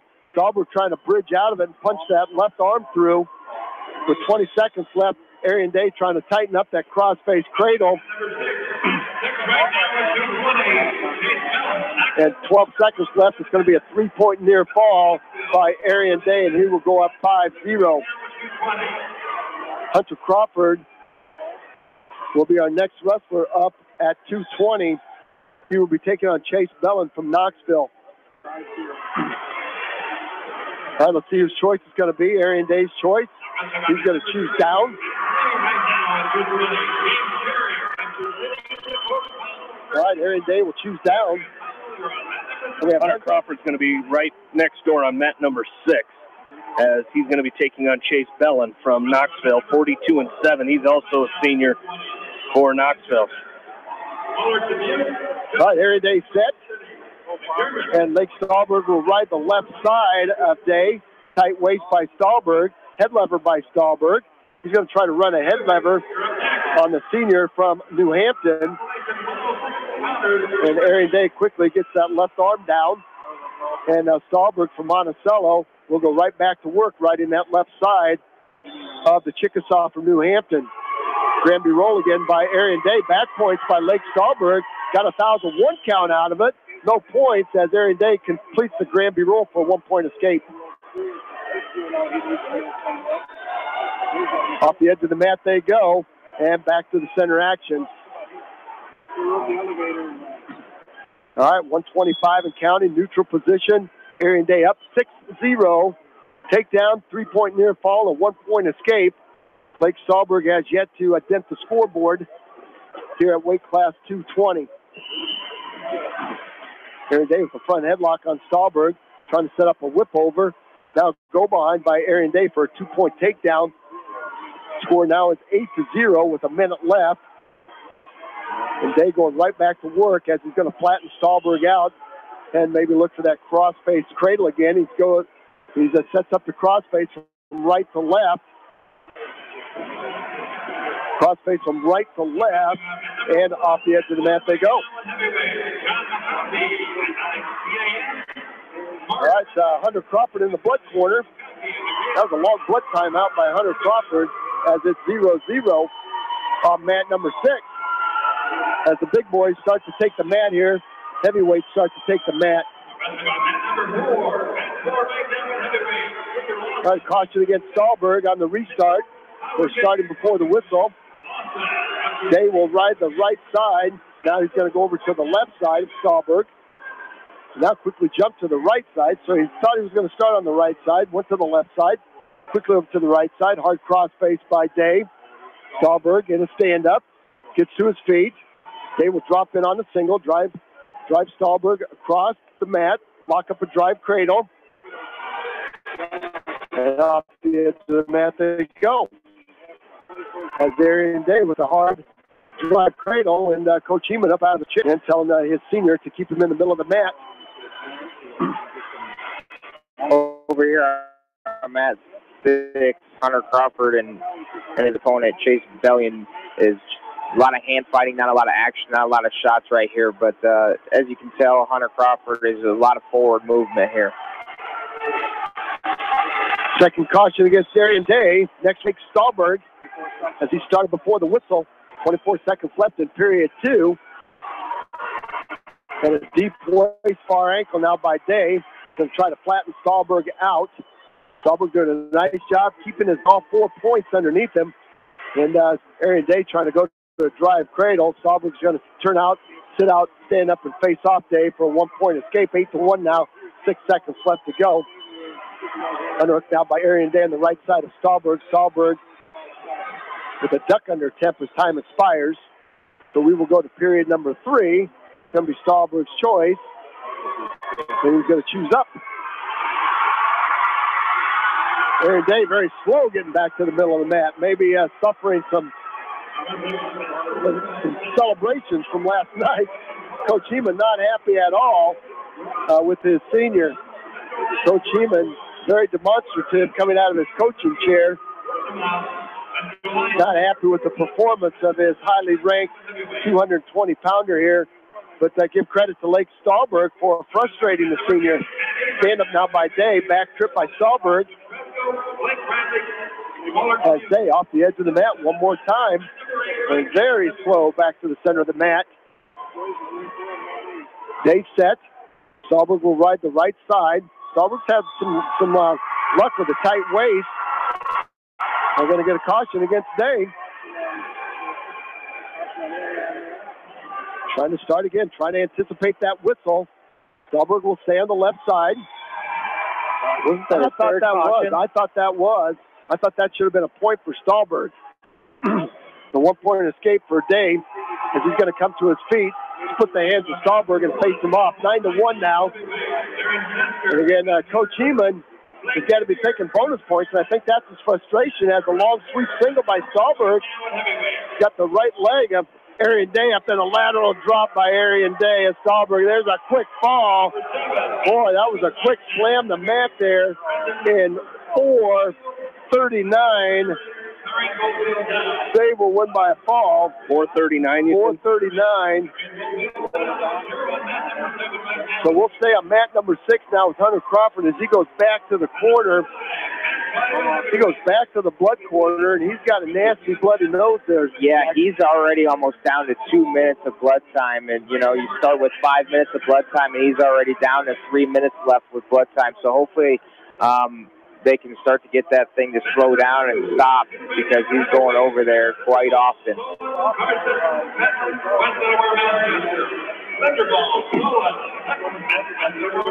Carson Petlin's going to be up on mat number 2 for the Hawks, taking on Tyler Linderbaum of Solon in this first round. Tough draw for the freshman, but we'll see. They're going to take the mat and give it his best shot here. Linderbaum suffered his first defeat last night to Larson from Webster City by fall, no less. So Linderbaum is 36-1. Carson Petlin going 3-0 yesterday, and he goes to 20-18. 20 wins as a freshman at heavyweight. What a year Carson Petlin has had so far. Linderbaum out now. Trying to hit a single. Comes with an underhook. Now a duck under by Linderbaum, showing a little quickness. I'm telling you what, Carson Petlin with an overhook on the left arm of Linderbaum. Linderbaum's now in a body lock. Now back behind is Linderbaum, and off the edge of the mat they go. Finally, Hunter Crawford gets a couple of pieces. He's got a huge piece of cotton in that right nose, and it is still 0-0. This is a match that has lasted forever. They're just starting the second period. Bellin will choose down to start the second period, and Hunter Crawford will come quickly with a tight waist, then a tilt attempt. No back points as Bellin goes chest down, and Hunter Crawford with a tight waist. I think he's got double cotton in both nostrils, and that is very difficult to wrestle in that situation. You can't hardly breathe. Off the edge of the mat goes Bellin, so they'll get a restart. Over here on mat number 2, Carson Petlin got taken down by Tyler Linderbaum, and he goes down 2-0 with 58 seconds left to go in the first period. And back to the blood corner we go. So let's stay with Carson Petlin on mat number 2. Petlin with a sit-out turn-in, and it looks like Linderbaum's trying to bait him with that headlock. Petlin keeping his head down. Now butchered by, there's that throw. You can just kind of see Linderbaum baiting him with that. Now a throw by Linderbaum has Carson Petlin in a headlock. Might be a fall here for the senior from Solon. 26 seconds left to go, so the headlock has been very, very mean to the Hawks here these last two matches. There's a fall by Linderbaum in 1:41. So Linderbaum will win by a fall. And Carson Petlin will get dumped to the backside. And his opponent will have his opponent here pretty quickly. Well, blood time stops. Back to action on mat number 6. Hunter Crawford. No points there. Oh, you got to be kidding me. Hunter Crawford had Bellin on his back, and Bellin had stopped his action and did not get a 2 count out of it, so no back points. Crawford will go back to work on the left side of Chase Bellin, the senior at 42-7. It's still 0-0. 47 seconds left to go in period number 2. Crawford up on top, riding tough, and looking for some more back points off that tilt. Hunter Crawford now back to the left side. He traps the left wrist. Cross wrist ride by Crawford. Bellin gets the wrist back. Crawford stays with the tight waist, and we're going to get a quick stalemate. No, we're not. We're going to get blood time as Crawford loses both pieces of cotton out of that right nostril. So let's take a blood time out, and we'll be back with the finish of this match, and then our wrestlers will be coming back for consolation matches.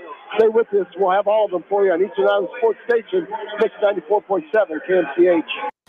Edgewood Feed Mill wishes all the area athletes good luck in tournament play. Edgewood Feed Mill, where improved nutrition and modern technology produce healthier food for healthier living. Edgewood Feed Mill, your full feed and grain service and U.S. feed dealer in Edgewood.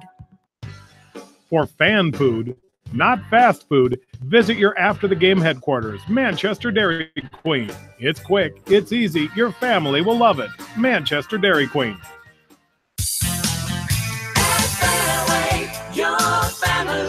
It's no secret that people come to Fairway in Manchester, but as you dash back to the counter to pick up your USDA choice ribeyes, don't be surprised if you find yourself lingering among the delicious fruits and vegetables in the produce department. Shop Fairway in Manchester for low prices and all your grocery needs.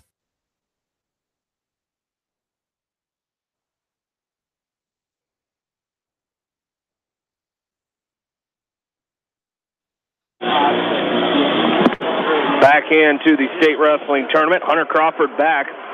And Zach, you noticed in that blood time, Hunter Crawford only with 2 minutes of blood time remaining here. So Hopefully that nose plug will hold off here as we go to the third period. Still scoreless. Hunter Crawford's choice. He'll choose down. Well, he's got some work to do. 0-0. 1 point here might win this match. And Evan Woods is going to be up on mat 4 for the Hawks. On the backside, he'll take on Ryan Clark from Mount Vernon.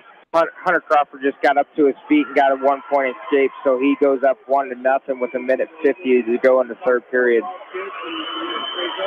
Well, now it's now Bellin on the attack here. So it's going to be defense by Hunter Crawford to come out of this match. Again, if you're Hunter Crawford, you got to circle in, you got to keep the pressure going forward and try to tie up those wrists of Chase Bellin from Knoxville. There's a double leg by Crawford. He's in deep. And off the edge of the mat they go.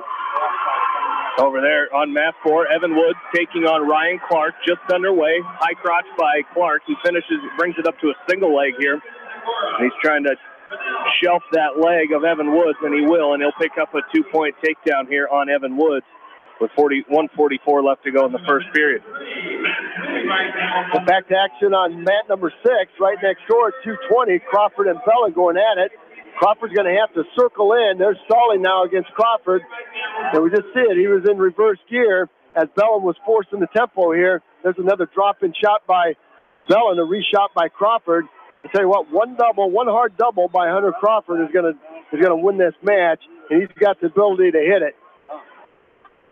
Still 2-0 over here with Ryan Clark leading Evan Woods. Woods quickly to his feet. He splits the hands and picks up a 1-point escape. 2-1 is the score. 1.5 minutes left to go. High crotch attempt by Woods. Now a fake shot by Clark, and he's going to try to go around the backside of Woods, but Woods squares him off, and we're back to our feet. Another high crotch by Ryan Clark, and he's in. He's going to try to bring it out to a single. He actually turned that into a sweep single.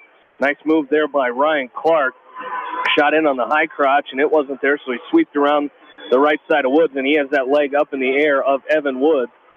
With 1 minute left to go here in this first period. Trying to trip it, and he does, and he takes Woods to the mat for a 2-point takedown. It's now 4-1 in favor of Ryan Clark with 50 seconds left to go in the first.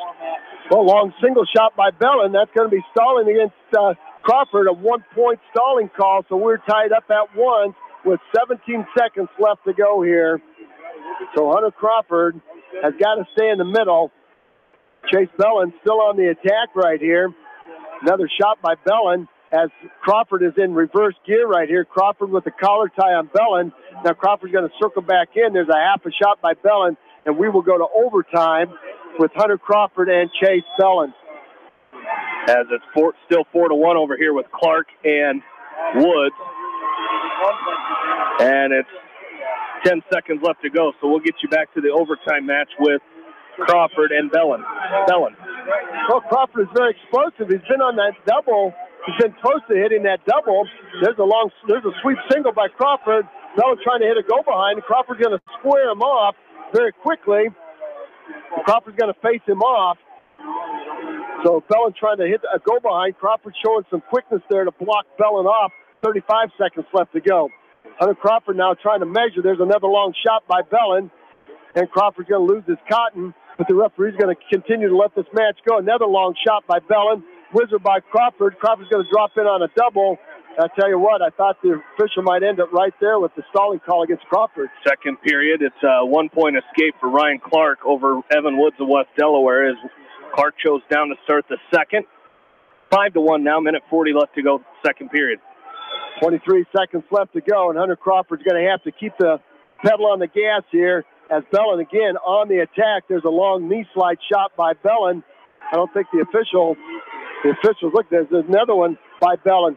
Crawford, there's a reshot by Crawford. He's in deep. Let's see if he can pick it up. He's got the leg up. He tries to drop it on a double. Go behind the tap by Bellin, and off the edge of the mat they go. Another 2-point takedown over here for Ryan Clark as he goes up 7-1 on Evan Woods now with 1:10 left to go in the second period. We will go to period number 5 here. And Hunter Crawford with the red ankle band. It's going to be Chase Bellin's choice, and he will choose down. Hunter Crawford looks a little tired right here. They both look. They both got their heads down right now, so it's going to come down to who wants it more out of this match as we go into period 5. Crawford will ride the left side. He's got a tight waist, and we'll get a caution on Crawford. And if we get to that ultimate tiebreaker, Crawford scored first, so it would be his choice. Ryan Clark is over here picking up back points on Evan Woods on mat number 4, and I believe he's going to get 3, and he's going to go up 10-1 with 25 seconds left to go in this second period. Well, knee slide to a stand-up by Bellin. Crawford's going to drive him off the edge of the mat and drop in on a double. And the referee's going to give him a 1-point escape right there. Coach Doyle doesn't like that at all. Bellin doesn't think he got the escape. Oh, they no escape. Yeah, no escape. That. What time? He did. No, he did Yeah, this. he did. He did both neutral. Sit out turn in by Bellin. Crawford falling. There's a 1-point escape by Bellin. 14 seconds left to go. Hunter Crawford's got to keep moving here as Bellin's going to drive him off the mat. Second period over here. It's 10-1 lead for Ryan Clark over Evan Woods. It'll be Woods' choice to start the third, and he's going to go neutral. 6 seconds left to go. Long shot by Bellin. Bellin still on the go here. And we will go to period number 6. Crawford's choice. He has to choose down. Clark in on another shot on Evan Woods, and he'll pick up a takedown. 12-1 now the lead for Ryan Clark of Mount Vernon over Evan Woods of West Delaware. There's a quick 1-point escape by Hunter Crawford. It's now 2-2. 22 seconds left to go. Long shot again by Bellin. I'm telling you what, that official is just measuring Hunter Crawford. Another shot by Bellin. Crawford with the front headlock. The official might end this thing. There's a shot by Crawford. That's what he needed. I don't think the official's going to call stalling here with 8 seconds left, but Crawford got that shot off the edge of the mat. That might have saved him a stalling call here. And it will be Crawford's choice in this ultimate tiebreaker. Bellin with the knee slide single again on Crawford. Crawford's going to back up and pull him up out of it. Ultimate tiebreaker right here now. Crawford's choice. He's going to choose down. Both these guys are wasted on mat number 6 right now. Period number 7. That's what you condition for, Zach. This is one big explosion right here. One big-time explosion right here at Hunter Crawford. He's got 30 seconds to get up here. Evan Woods still trailing 12-1. 30 seconds left to go in the match. Well, Hunter Crawford trying to get to his feet. Bellin now with the tight waist. And Hunter Crawford belly down now, back up on all fours. Bellin's going to drop in on a single. Hunter Crawford's going to try to split the hands of Bellin. Bellin's going to keep that single leg. 16 seconds left. Great scramble. Nice stand-up by Crawford. Great scramble by Bellin. 2-point near fall for Ryan Clark, and he's going to win 14-1 over Evan Woods. That's a major decision, and Evan Woods, his sophomore season will come to an end here. There's an escape by Crawford. Crawford gets the escape, and he will win 3-2 in the ultimate tiebreaker. Well, sometimes you need an ugly win, Jamie and Zach, at the state tournament to get yourself advanced. There's no such thing down here. Tell you what, a win's a win. Back to Evan Woods, a great season, though, Jamie, for the West Delaware Hawks. Yeah, he really did. And you and I were kind of talking about, we talk about, we were kind of talking about, Evan Woods, the way he really progressed this year. It was very similar, real similar to, his brother Patrick, who won a state title in his junior year. And he's really started to come on here this last year. And I tell you what, I'm really excited for what we're going to see out of Evan Woods next year. I think that'll be really fun to watch. So look forward to that as well. Well, I think our next wrestler is going to be Grant Hager from Beckman at 132, and then we will have Jarrett Orr of Independence at 152. We'll have Jordan Brees at 182, Harrison Goebel at 195, and Lake Stahlberg and Carson Petlin at 220 and heavyweight. So we're going to have a little bit of a break here while we wait for Grant Hager. They have 120-pounders on the mat now. Before we take a break, remind you our coverage of the 2018 State Wrestling Meet brought to you by Steve Moyle Masonry, Dunlap Motors, Gary's Towing, Precision Collision, Hillside Sports Bar and Grill. Thank you for your coverage of this state wrestling tournament. We're going to take a break and come back. You're listening to the 2018 Iowa High School State Wrestling Championships from KMCH Sports. BNS Portables would like to wish all area athletes, teams, and coaches the best of luck in tournament play. They appreciate all the hard work and dedication put forth in the gym and the classroom. Good luck from BNS Portables in Dundee. Head to Fireside Pub and Steakhouse before or after the game or anytime, featuring steaks, seafood, pasta, sandwiches, and even fresh-made pizza. They say it's the best around. Visit them on the web at firesidemanchester.com for a full menu and special offers. Best of luck to all our area athletes, teams, and coaches from your tax professionals at H&R Block in Manchester. Nobody gets more of your money back than Block. Visit them today to get your maximum refund. Guaranteed. Based on maximum refund guarantee, not everyone gets a refund. For details, visit H&R Block at 1208 West Main Street in Manchester. Just like a great coach, State Farm agents like me, Julie Smith, can help you develop a game plan for your insurance needs. Whether it's car, home, life, health, or business insurance, I can dig into the playbook and help you find the affordable coverage you need. For all your insurance needs, call on a winning team. The Julie Smith State Farm Agency in Manchester. Stop by Dyersville Comics and Games, your local comic book and gaming store today. Gaming events go on daily, and there is a great selection of comics and games to choose from. It's definitely worth a stop. Dyersville Comic and Games, located on 2nd Avenue Southeast in Dyersville. Best of luck to all area athletes and coaches on a successful season. Hi, this is Chris Henry, Service Manager at Brown Sales and Leasing in Elkader. Our goal is to make your car buying experience the best possible, and our factory-certified technicians are dedicated to you and your vehicles. Stop in and see us at Brown Sales and Leasing in Elkader, or visit us online at 4browns.com. Your hometown dealer, wherever your hometown may be. Best of luck to all area athletes and coaches. Kramer Brothers Dairy Supply in Monticello appreciates all the hard work and dedication put forth in the classroom and in the gym. Best of luck to all area athletes in tournament play from your dairy experts. Kramer Brothers Dairy Supply in Monticello. Heiberger Insurance in Epworth and Heritage Mutual Insurance handle a variety of insurance products serving Dubuque and surrounding eastern Iowa counties. Working together with neighbors, helping neighbors remains their focus. You can rely on Heiberger Insurance of Epworth and Heritage Mutual for all of your property and liability insurance needs. Proud supporters of the Western Dubuque Bobcats. At Three Rivers, our customers come first. Your business is very important to us. Our goal is to provide you with the best products and service that you have come to expect from Three Rivers. Visit our website at threeriversfs.com or the location nearest you. Three Rivers, your partner in growth solutions. Riker Shoes is your specialty shoe store in Dyersville. They carry women's shoes to size 13 and men's shoes to size 18. Riker Shoes open Monday, Tuesday, Thursday, and Friday 9 until 5:30, Wednesday 9 until 1, and Saturday 9 until 4, and evenings by appointment. Best of luck from Riker Shoes in Dyersville. Citizen State Bank, your locally owned, community-minded, and customer-oriented bank, is here to serve you. Choose one of their 7 convenient locations in Winthrop, Monticello, Manchester, Ryan, Strawberry Point, Hopkinton, and Nubiana. Citizen State Bank, community banking with people you know, member FDIC. Crop Production Services in Dyersville and Worthington excited to announce that they will be moving to their brand new facility at 2245 330th Avenue in Dyersville sometime in March. Good luck to all area athletes from the winning teams at Crop Production Services in Dyersville and Worthington. This is Jamie Vaskey, the voice of the West Delaware Hawks, and I've had the chance to review the Good Neighbor Society's playbook, and I got to tell you, they are friends in your neighborhood, designing plays to get you home fast. If you need help getting back in the game, contact the Good Neighbor Society Rehab to Home team at 563-927-3907. All Seasons Auto Body in Monticello specializes in body repair and painting on all makes and models and works with all insurance companies and offer lifetime warranty. Open Monday through Friday and Saturdays by appointment. Best of luck to all area athletes in tournament action from All Seasons Auto Body in Monticello.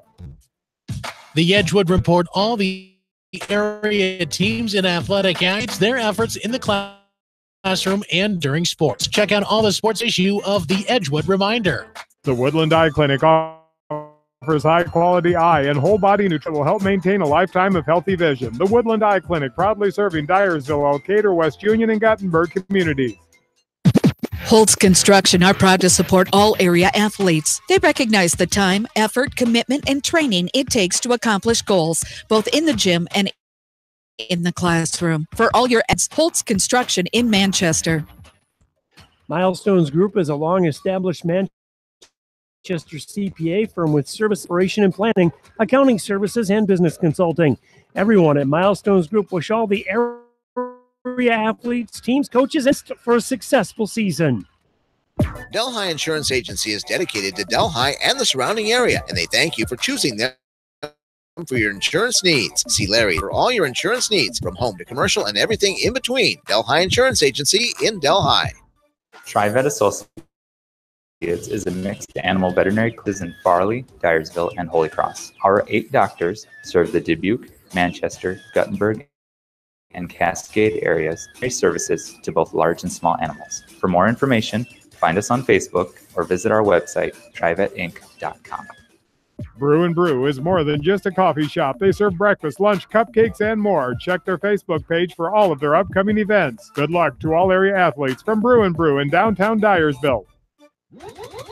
High-Tech Communications is your local service provider for telephone systems, fire detection, audio, video, security and surveillance systems, wiring, and more. High-Tech has decades of experience in the industry. Contact High-Tech at 563-927-4936. Online at hightechcommunications.us. High-Tech Communications, changing your world with technology. Simons Grain and Feed wish all area athletes and coaching staff continued success in tournament play. For all your feed and grain needs, see the experts at Simons Grain and Feed, locally owned and operated in Manchester.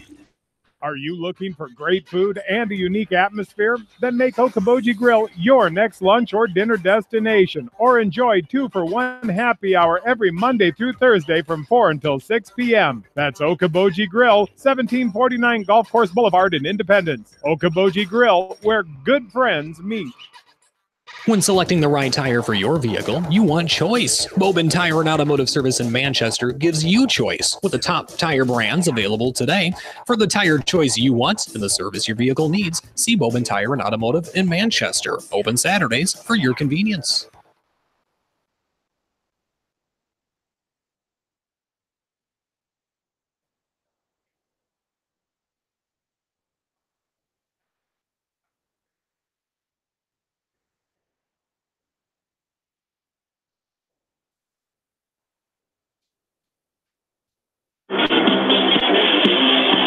Back into the 2018 State Wrestling Tournament as Grant Hager going to mat number 4 for Beckman. And Hager will be taking on Gable Sieperda from Central Lyon George Little Rock here at 132-pound consolation. Now you're in that point. We just saw it with Evan Woods of West Delaware. It's win or go home here for Grant Hager. Yeah, there's a quick shot right on the whistle, a 3-second takedown by Sieperda, a low single. And Sieperda was ranked 2 or 3 in class 2A 132. He's got a heavily bandaged left hand. It looks like he might have a broken bone in his hand as that thing is wrapped up very heavily. But he's out quickly with a 2-point takedown on Grant Hager. Hager now to a stand-up. We'll see if Sieperda lets him loose. Hager turns and faces Sieperda. Sieperda drops in on a single, and off the edge of the mat they go. 125 and counting in backside matches.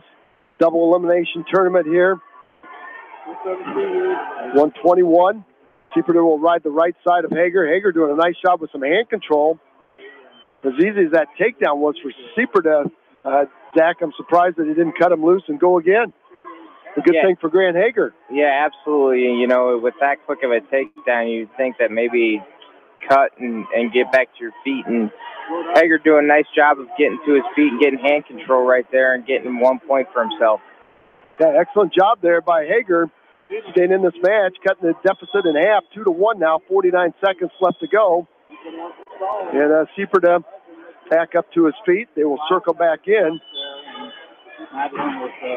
44 seconds, long shot by Hager. Nice job by Grant Hager to stay on the offensive here.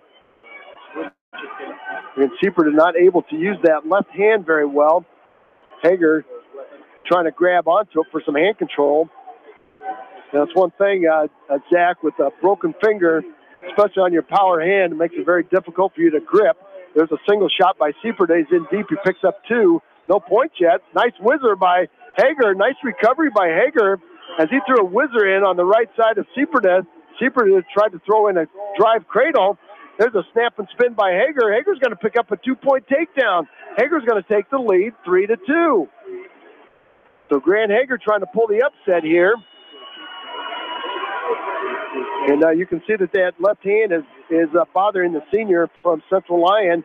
Short time. Hager picks up a 2-point takedown, and Grant Hager's the type of wrestler that can frustrate the best here.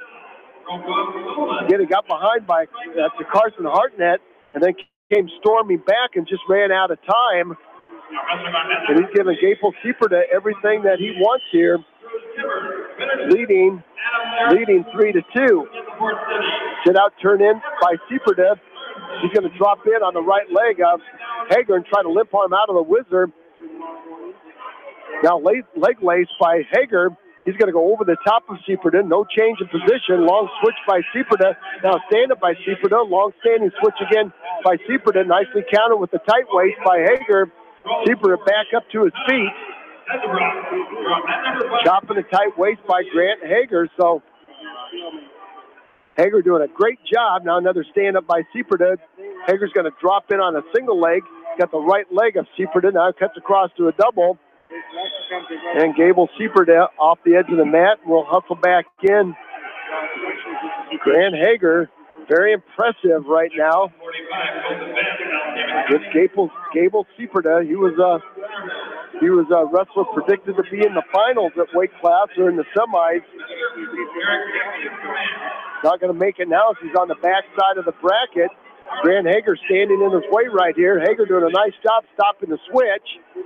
He's going to drop in on a single, and Sieperda is going to try to cut the corner on Hager. He's going to hook the right ankle, and there's a 2-point reversal by Sieperda. He finally picks up the 2-point reversal with 55 seconds left to go in period 2. And he just stayed after the switch, and stayed after, and finally got the corner cut on Grant Hager.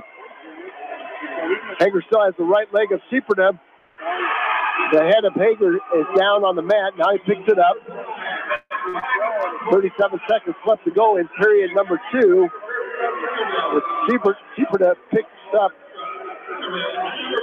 trying to pick up a tilt. No dice there as Hager will pick up a 1-point escape on the sit-out, turn in, and stand-up. Hager's tied this up at 4-4. 17 seconds left to go. Sieperda in on a tilt attempt, and Hager showed some quick hip action and picked up a 1-point escape. We are tied up at 4-4. And now Hager in on a single. He's going to try to cut across to a double. 3 seconds left to go. Sieperda pressuring Hager. Hager switching from side to side, going to run out of time. Very impressive match here, Jamie. Great job by Jared Orr at the end of that period, picking up those points late in the period and tying this match 4-4, and it's going to be his choice to go to the third. So opportunity to take a lead here. Yeah, it's going to be Sieperda's going to ride the right side of Hager, and Hager's going to try to come with an inside stand-up. Now a snap back by Sieperda. Boy, no back points there. The George Little Rock coaching staff wanted a 2-point tilt there as a short sit by Hager and a snap back by Sieperda. Sieperda now with the spiral ride with the left. Hager might be able to sit out and turn in and face Sieperda again. Sieperda draped over the top of Hager. Hager with great hand control. He's going to pick up a 1-point escape, 5-4 now. And now you got to go to work. You can't, there's a lot of time, 1:20 left. You can't start going backwards here. And I like what Hager's doing here. He's got hand control. And I tell you what, if he can get that left foot of Sieperda step towards him, I think he'd be looking at a sweep single to that left side and of Sieperda. And now it's got just a lot of hand control, hand fighting as we have a minute left to go. Might get a stalemate out of this if they don't go off the edge of the mat, and they will. So Hager's got to stay active here. I think that left hand is really bothering Sieperda as Hager had a hold of it. And when Sieperda came back to the edge of the mat, the referee's looking for some blood time. And Grant Hager's got a cut on the bridge of his nose, so he'll have to go to the blood corner very quickly. Sieperda will go to his corner. Hager will go to his corner and get some Vaseline on that cut. Again, great training staff here by Iowa State. Great team doctor here. Great training staff. We've got trainers in the corners of every mat. And I'll tell you what, they are some of the best. From Iowa State's student training staff, athletic training department up there. They've always done a great job here. 5-4 is your lead with 55 seconds left. In one of those situations, again, those match situations, those situations you put kids in and preparing them for the state meet. You're up by 1. You got a minute left. You're up by 1. You got a minute left, and we're going neutral.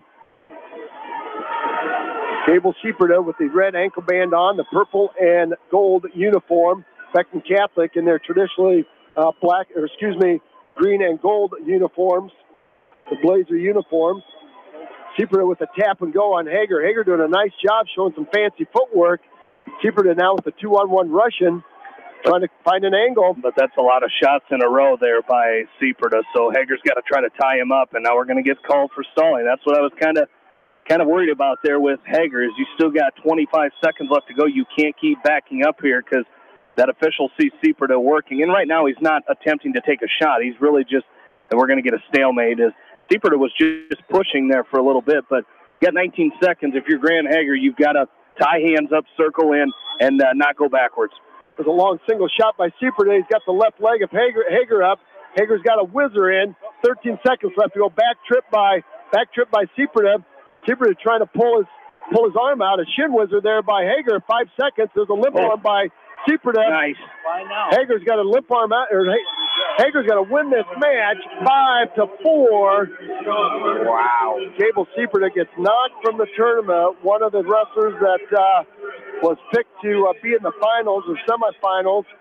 Sheeperda takes 2 losses here. Hager will move on in a great match. Again, Grant Hager, his style frustrates a lot of good ones. And a great opportunity there for Grant Hager to move on. What a match that was. And we're going to stay right at on mat number 4. As we're going to have Jared Orr on mat 4, as he'll be taking on Zach Bevins from Solon here at 152 pounds. Another Walmack matchup, Jamie. You had some stats there on the number of Walmack wrestlers that qualified for the tournament. It was unbelievable. I did. I will find them. I don't have them up right now. I'll tell you, it's unbelievable. We talked about that after the Walmack conference, that you're going to see kids that, maybe in the top 5, maybe 4 or 5 place winners at the Walmack conference, and they're qualified at the state tournament. You've got a couple of them right here in Zach Bevins and Jared Orr wrestling in weight class 152. So Solon qualifying for the team duel. So Bevins wrestling 3 tough matches yesterday, and the winner stays in. The loser's going to be done. And Jared Orr, the fine senior for Coach Mike Doyle, would like to stay in the tournament here. Bevins, a junior, he'll have another year to come back for Coach Blake Williams and the Solon Spartans. 134 and counting here. Neutral position we go. Staggered stance by Orr, leading with his left leg. Staggered stance by Bevins. He's leading with his right leg. Bevins into the tournament at 31-10. I'm not sure what his record was after yesterday, but having a fine senior at 31-10. There's a nice single shot by Orr.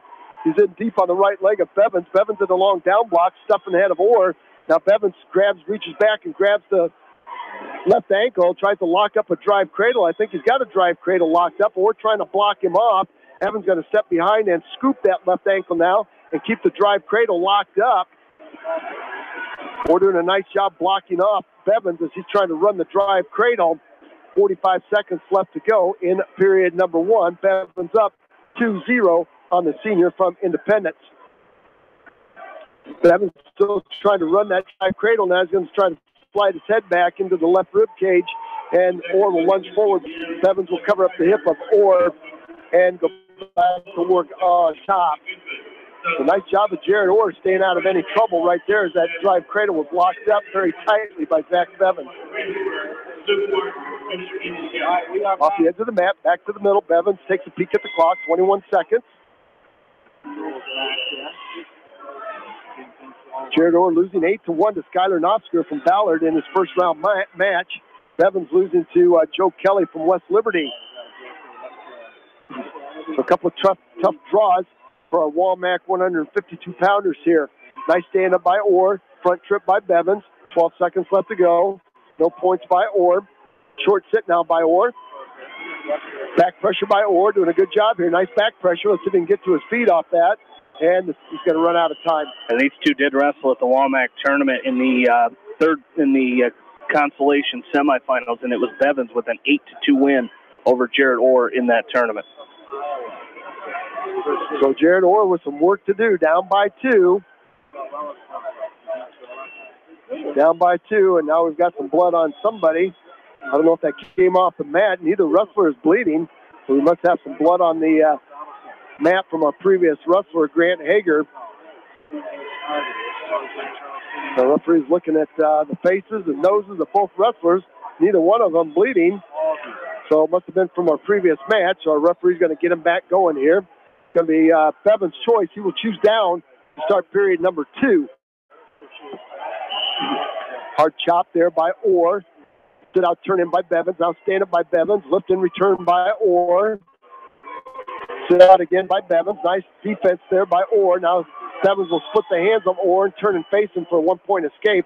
We're back to neutral with 1:45 to go in period number 2. Hard collar tie by Orr, retie by Bevins. And Orr leading with his left leg, and Bevins leading with his right leg. 1:30. Nice collar tie by Bevins as he's trying to snap the head of Orr down. Orr with the retie now, trying to stay in good position as they are forehead to forehead, now ear to ear. And Bevins will give Orr a shove away. And Orr now trying to block off Bevins with his left hand to the forehead of Zach Bevins. 109 and counting. There's a half a shot by Orr. I think if he'd have committed to that, Zach, he might have hit the mark. Yeah, absolutely. He's just got to continue to pound his knees. He's getting in some good shots, long shots, but he's not going forward. He's getting basically extended his head on the mat, and he's just got to keep moving. Now Bevins might hit a go-behind on Jared Orr. He's trying to cut the corner from right to left. No points yet as Orr's blocking him off.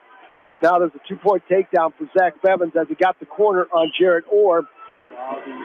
Bevins now will lead 5-0 with 34 seconds left to go. And this is an opportunity for Orr. 30 seconds left to go in this period. You've got to try to get some points here ahead to the third period and try to cut into this lead. 21 seconds left to go. Bevins up on top, riding tight waist with the left, chop with the right. Orr off the edge of the mat for a restart. Looks like Bevins will ride the right side. No, he's going to go over to the left side. He'll try to flip over to the right side on the restart. Nice stand-up by Orr. Back trip by Bevins. Takes Orr back down to the mat. Now chop with the left, tight waist. And tight waist with the left, chop with the right. Has Orr belly down on the mat with 5 seconds left to go. And that will do it for period number 2. So Jared Orr needs something feet to back here to tie this thing up as he will choose neutral to start this third period. Again, Jared Orr having a great year for Coach Doyle, 34-16 coming into the state tournament. There's a snap down. Once again, a front headlock snap down by Bevins. Done a good job controlling the head and neck of Orr. And now he slides around and hooks the left heel, left ankle of Jared Orr for a 2-point takedown. Now it's 7-0 with 1:33 and counting. That's what's coming up here. So some work to do for the senior Mustang. Now weight class 152. Again, from the Walmack at 152, you had Mitchell Mangold. You had Jared Orr, Zach Bevins, and Isaac Judge. So 4 wrestlers out of the 16 coming from the Walmack Conference. Now we're going to get stalling against Jared Orr as Zach Bevins is up on top riding a tight waist. Bevins hasn't done a whole lot either on top. Guy's got a chicken wing hooked on the right side as Zach Bevins tries to get out to the side and dig an inside wrist on the left. Chicken wing on the right, inside wrist on the left. Or based out, posting with the left leg, trying to keep Bevins from running it. And Zach Bevins just content to stay on top of that chicken wing, Zach. Yeah, exactly. You talk about pinning combinations and getting, the arms and the bars and the go on top, but as long as you're not off to the side, that's riding parallel, and sometimes you get dinged for stalling depending on what referee you have.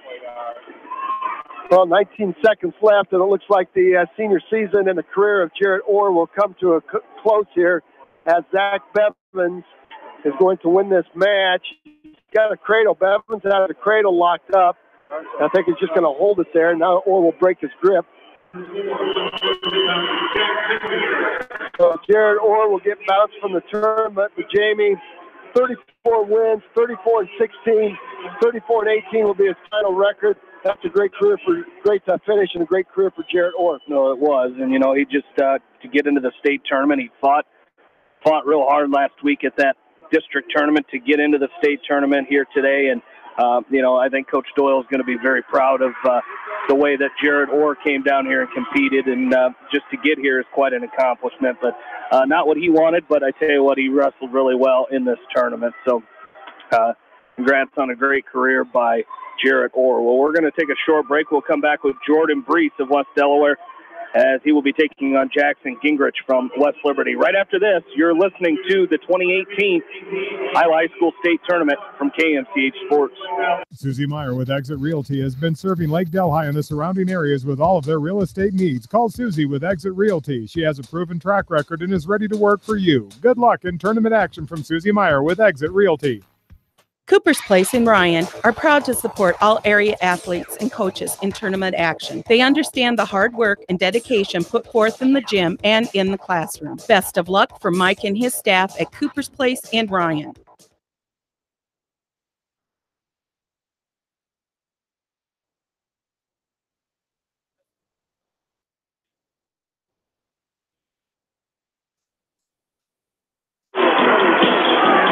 Back into Wells Fargo Arena, Jordan Brees, right on cue, is up. Where did they send him? They sent him to Mat 1. Mat 1, Jordan Brees will be taking on Jackson Gingrich from West Liberty. And Jamie, did these two wrestle at the Louisa Muscatine tournament? Working on it. So Gingrich comes in with a record of 41-17. Brees' record at 28-16 right now. So Gingrich with just a few more matches under his belt here. And again, Gingrich is senior, Brees a junior. We'll see if Jordan Brees can get out to a fast start here. Gingrich very tall, lean, lanky, 182-pounder. Has West Liberty in their traditional deep blue singlets with the white piping around the legs. West Delaware with their black singlets with the white waistband. And we are underway as Gingrich and Brees. Gingrich down for an overhook on the left arm. Gingrich is going to try to drop it on a Kelly. Nice job of Brees to block that Kelly off, and they're going to go off the edge of the mat. Coach Litter, Coach Lenz in the corner for their Pine Junior. Gingrich on the go here. Brees now with an underhook. Again, on the right side of Gingrich. He actually takes a step back, and then I think you could hit that high crotch off of that. Gingrich pinned Brees in the first round of the Louisa Muscatine tournament in 30 seconds. Okay. So 105 left to go in period number one. So thinking Jordan Brees can recall back to that match and maybe stay in a little bit better position. Slide by attempt by Brees. He missed the angle as Gingrich squared him off. Brees did a nice job working the head of Gingrich. I like that, Zach. He's keeping a lot of pressure with that collar tie on the head of Gingrich and making Gingrich carry the load. He also pinned him at the Jerry Eckenrod Invitational in 118. So a lot of work here. Brees, we'll see how much better Jordan Brees. We know he's gotten better since the last two times these two have wrestled. So certainly 29 seconds left to go in period number one. Brees now trying to drop in on that high crotch. He leaves his right elbow up again, and you know that's been his nemesis on many of his losses when he shoots. He leaves that right elbow up, and that usually gets him into trouble. He's going to tuck that elbow down. Now a double leg by Brees to see if he can finish it. Here comes a double underhook by Gingrich. With 7 seconds left to go, Gingrich has a double underhook on Jordan Brees. He's got it locked up. Brees trying to sag and block off Gingrich. That's going to do it for period number one. I think Gingrich right there that's exactly what he's looking for is Brees to come in and shoot a shot and then just load him up and into that those double underhooks and look for a toss or a throw from that position. So hopefully Jordan Brees can continue to stay down when he takes a shot and stay athletic when he goes. Well, it was Gingrich's choice as he deferred over to Brees, and Brees took down to start period number 2. Now a chicken wing by Gingrich on the right side of Brees, and he's got an inside wrist on the left, a chicken wing on the right. Gingrich trying to take a big step and drive the chicken wing from right to left. Brees doing a nice job posting with that left arm. Let's see if he can get that chicken wing, get his right arm back, as Gingrich has that in tight. It's loaded up, and he goes right back to work with an inside wrist. And he's going to drive Jordan Brees to his back here. Gingrich has Brees on his back. He's getting some back points, and that chicken wing is in tight. 1:19 left to go in the second period, and Brees has his shoulders up, but he is in a world of hurt right here. He's going to try to roll through. Gingrich is going to scoop that right arm. And now around the head of Brees, he's going to tighten that pinning combination up as Gingrich is chest to chest, and that's going to do it. In 2:56, Jordan Brees will get bounced from the tournament. So Jordan Brees will close his junior season at 28-17 and get bounced from the tournament. But you know what? He's got lots to hang his hat on there, Jamie. A great season for Jordan Brees. He really does, and he'll be back next season, and definitely look forward to seeing that. So let's take a short break. We'll come back with Harrison Goebel. Right after this, you're listening to the 2018 State Wrestling Tournament from KMCH Sports. Whether it's an orthopedic, sports, or occupational injury you are suffering from, Regional Medical Center Therapy Services has you covered. With a customized treatment program, Regional Medical Center Therapy Services can get you back on track in the active game of life. Regional Medical Center, excellence in healthcare close to home. Insurance is a contract to protect what you value the most, whether it's your auto, home, business, health, or even your life. AAA and People's Insurance Agency have been protecting all of your assets for years. So please call your local licensed AAA agent at Mormon Insurance Agency, a member of People's Insurance in Manchester, for a free review of all of your insurance needs, because trust is everything.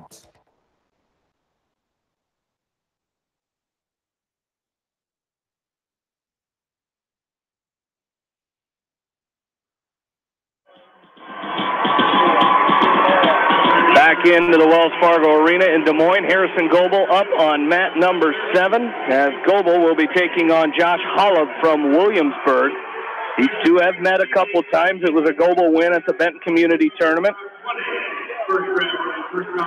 And did they wrestle at Womack, Roger? Yes, they did in the championship.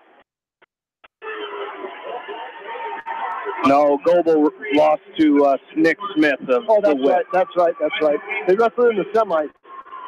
It was a Goebel win, so Goebel will wrestle here against Holub in the consolation round at 195 here at the state meet. Goebel going right back to an underhook on Holub. And I'll tell you what, when these two guys wrestled at Benton Community, this thing was a brawl. Goebel ended up winning 11-9, and then Harrison Goebel in on a double leg on Holub.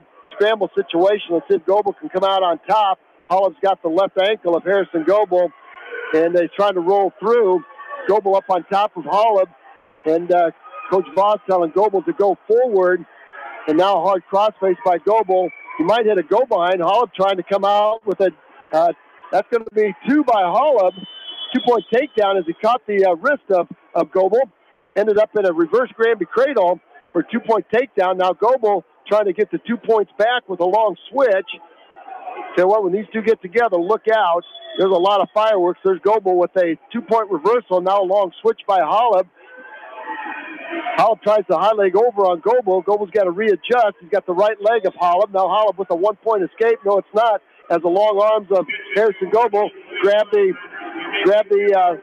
left leg of Holub. Now a back trip by Goebel finally has Holub belly down, and where Goebel can go to work where he feels comfortable. Over on mat number 4, it's going to be Lake Stahlberg from Monticello. He'll be taking on Brandon Johnson of Humboldt. Stahlberg, the junior from Monticello, 27-7. Johnson from Humboldt, a senior at 31-14. Well, this is a situation. You got two seniors going at it, Zach, and the nerves start to take a little. The nerves start to come and play here because it's your senior year, and you had high expectations coming in here, and you don't want to get somebody that is good enough to be on the podium is going to get knocked from this match right here.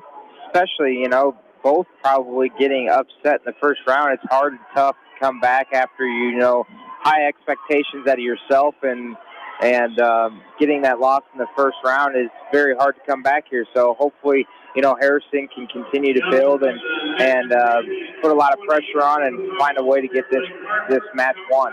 Well, he's very high riding there, and he almost gave up 2 at the end of the period as he went to that crossface and tried to circle around Holub. For the Butcher, and Holub got his hips up, and Goebel fell off the top of Holub. Still no score over here between Stahlberg and Johnson.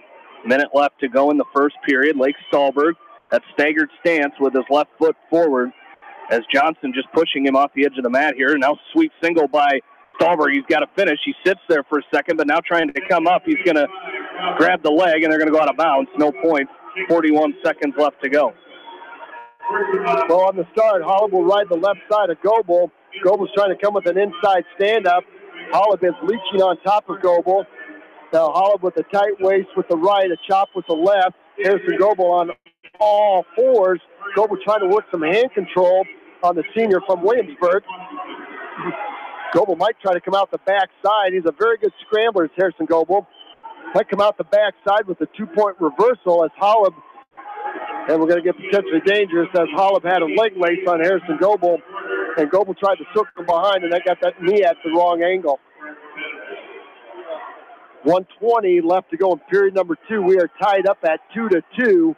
And still no score as we're going to go to the second period here with Stahlberg and Johnson. 6 seconds left to go, and that's how the first period will end.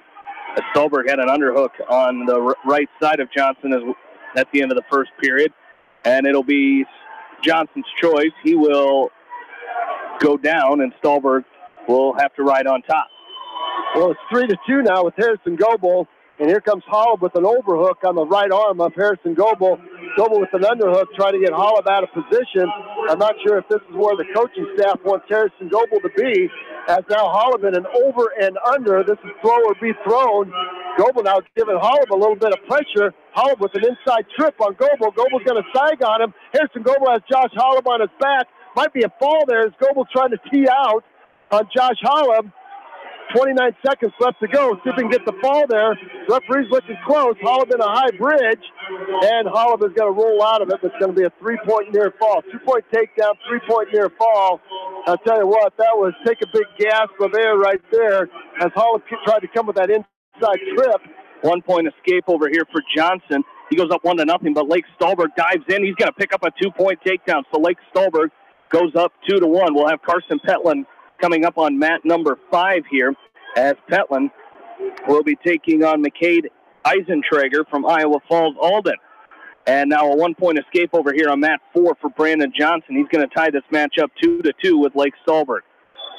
Well, Goebel is where he is comfortable right here, up on top. It'll be anxious to see what Holub chooses for period number 3. He'll probably go back to neutral. If I was Holub, I'd go back to neutral, Zach, to Coach Eckenrod. And he's going to go neutral. To Harrison Goebel, you got to stay out of the ties, guys. Stay low, take that long shot with those long arms and get in deep. And I think that'll take a lot of the wind wind out of his sail here. So hopefully he can get in there. I'd like him to stay low and keep his motion working here. So scan the mats here. Lake Stahlberg and Brandon Johnson from Humboldt tied 2-2. 30 seconds left to go, second period. Carson Petlin now underway against McCade Eisentrager of Iowa Falls Alden. Still no score, minute and a half left to go. Harrison Goebel with an 8-2 lead over Josh Holub.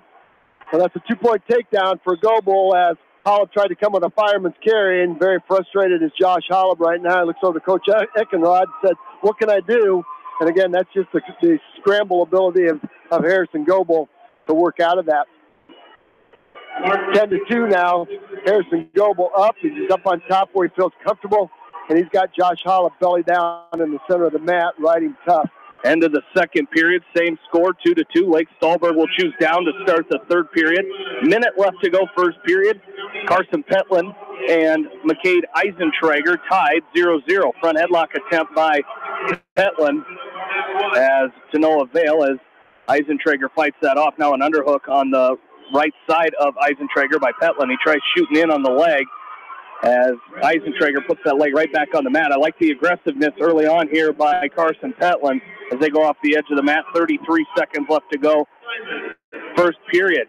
Over here on mat 4, it's Blake Stallberg with a 1-point escape. He goes up 3-2 with a minute and a half left to go in that match. Harrison Goebel with a hard crossface from right to left, right across the cheek of Josh Holub. Goebel in good position here with 29 seconds left. He's up 10-2, and he's working his favorite move. That's a crossface to a crossface cradle.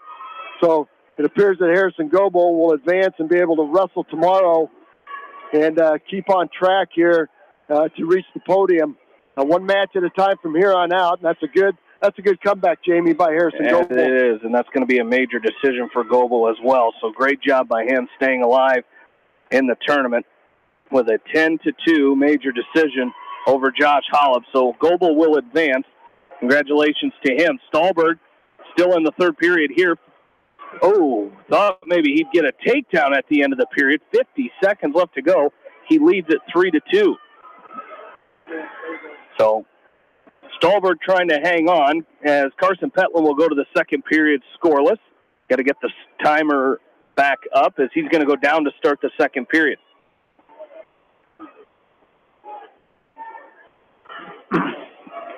All right. Referee's talking to the score table. Referee's talking to the score table. Now we got it set. Ken Petland will go down. Petland 0-0. Doing a nice job. Short sit now by Petland. Eisentrager with a chicken wing, trying to load up a chicken wing on the left side. Petland posting that big left arm on the mat. 20 seconds left over here with Stallberg. We're going to get stall warning against Lake Stallberg. 10 seconds left to go. He's got a 1-point lead. It's 3-2. Trying to hang on, and now Stallberg is going to come around and pick up a 2-point takedown. And Lake Stallberg is going to go up 5-2 here with just 7 seconds left to go on Brandon Johnson. So Lake Stallberg looks like he's going to advance. See if he holds on to this 5-2 win here. And we're going to get a caution, maybe. Looks like, are we looking for blood? It's going to be... He had to go all the way around to find his leg band. It's going to be caution on Stallberg. The official had to walk all the way around the edge of the mat. Blake Stallberg is going to hold on. He's going to win 5-2, and he will stay alive in the tournament at 220 pounds. So congratulations to him. And Jamie, sorry, over on mat number 1, it's a 1-point escape by Carson Petland. He definitely has the size advantage on Eisentrager, but he almost had an underhook to a single on the edge of the mat and ran out of room. The freshman from West Delaware has been wrestling with some confidence here, going 3-0 yesterday and trying to make it 4-1 in 2 days of wrestling in Des Moines, as he is on the prowl here with a double underhook, lifting Eisentrager out of position. To the last match of this round right here with Carson Petland trying to stay in the tournament. 31 seconds left to go. Eisentrager is a sophomore from Iowa Falls, Alden, and he came into the tournament. There's a snap and spin by Petland, and he goes up 3-0. Carson Petland using that size, using that body to make Eisentrager carry the load, and it was a hard snap and spin by Petland as he drove Eisentrager to the mat with 8 seconds left. Now he goes to that deep thigh ride, that spiral ride with the right, inside wrist with the left. 2 seconds left, and we're going to go to the third period. It'll be Eisentrager's choice. What a takedown by the freshman. And now Eisentrager is going to go down to start the third. So if you're Carson Petland, you got to watch for those rolls here. As a quick switch by Eisentrager. Petland's going to cut him loose for a 1-point escape. Now he dives back in on the legs of Petland. Petland opportunity here to score 2 points, and he will. He picks up another 2-point takedown and goes up 5-1. It's just what the doctor ordered right there, Jamie. Now an inside wrist by Petland on the left side of Eisentrager. He's going to try to roll it out to a bar. Maybe we'll see that bar arm to a fall here by the freshman. He's going to drive Eisentrager forward. Now he's going to try to roll that wrist out. He's got a bar. Got the left arm of Eisentrager out across his back, and here you go, Zach. You asked for this. We'll see if Carson Petland can get the job done. Got the baseball grip on the left hand of Eisentrager. He's got to lift it up just a little bit and see if he can wrap his arm around the head.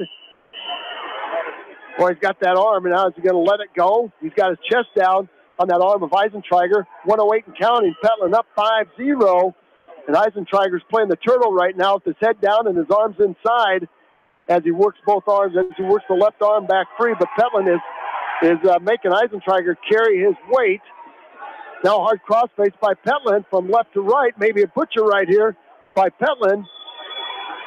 And now Eisentrager back up on all fours. Inside wrist by Petland with 43 seconds left to go. It stopped. Carson Petland stopped on the whistle from another mat. Yeah, he heard another whistle, and the official, luckily, didn't really want to give Eisentrager a new start here because he got out really fast the last time, and I think Petland, when he had him on the mat, and there he does, but nice job by Petland stopping that first move and flattening Eisentrager down. Well, 31 seconds left here in this match. It's 5-1 in favor of the freshman, Carson Petland, trying to go 4-1 in 2 days of wrestling at the well, not showing any adverse effects on yesterday's effort. I love that right there. The official stopped the match there. Warren Carson, and he came up and then jumped right back on Eisentrager, and the official had to stop him right again. Hey, there's no quit right here in the freshman. 15 seconds. Now you got to just stay away from the roll. Once again, Petland with a double underhook snaps Eisentrager back. 9 seconds. And Jamie, the freshman from West Delaware, is going to advance to the round of 12. And an outstanding job. And you're only a match away from placing here, a win away from placing at the state meet. 5-1 win for Carson Petland, and he will advance. He'll take on the loser of John McConkey from Atlantic and Cooper Lawson of Webster City. That's a tough one, no matter who you get. I think that's got to be number 1 and 2, doesn't it? That's 1 and 2, and he already took on. He faced Linderbaum, who's ranked number 3 in the first round here. So you never know. The freshman's going to earn his spurs.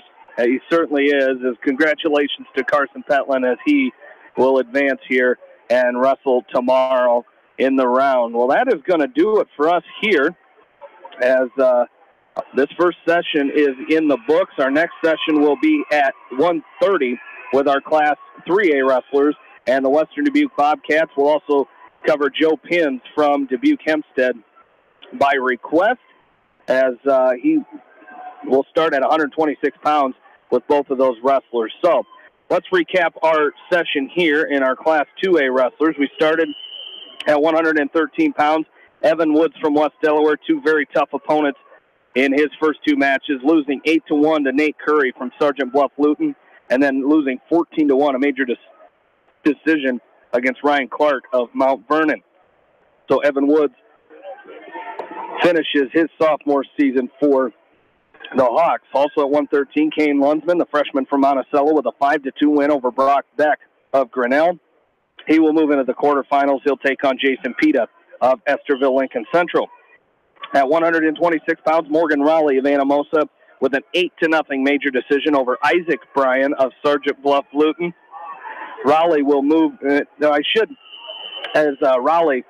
will move to the quarterfinals. He'll take on Shea Ruffridge from Pocahontas area. 132 pounds, Chase Lunsman from Monticello, a 7-0 win over Trey Lawrence of Southeast Valley Gallery.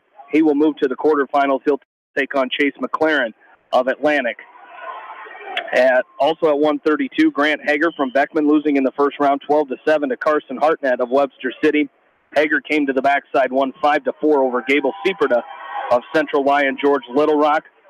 Tomorrow morning,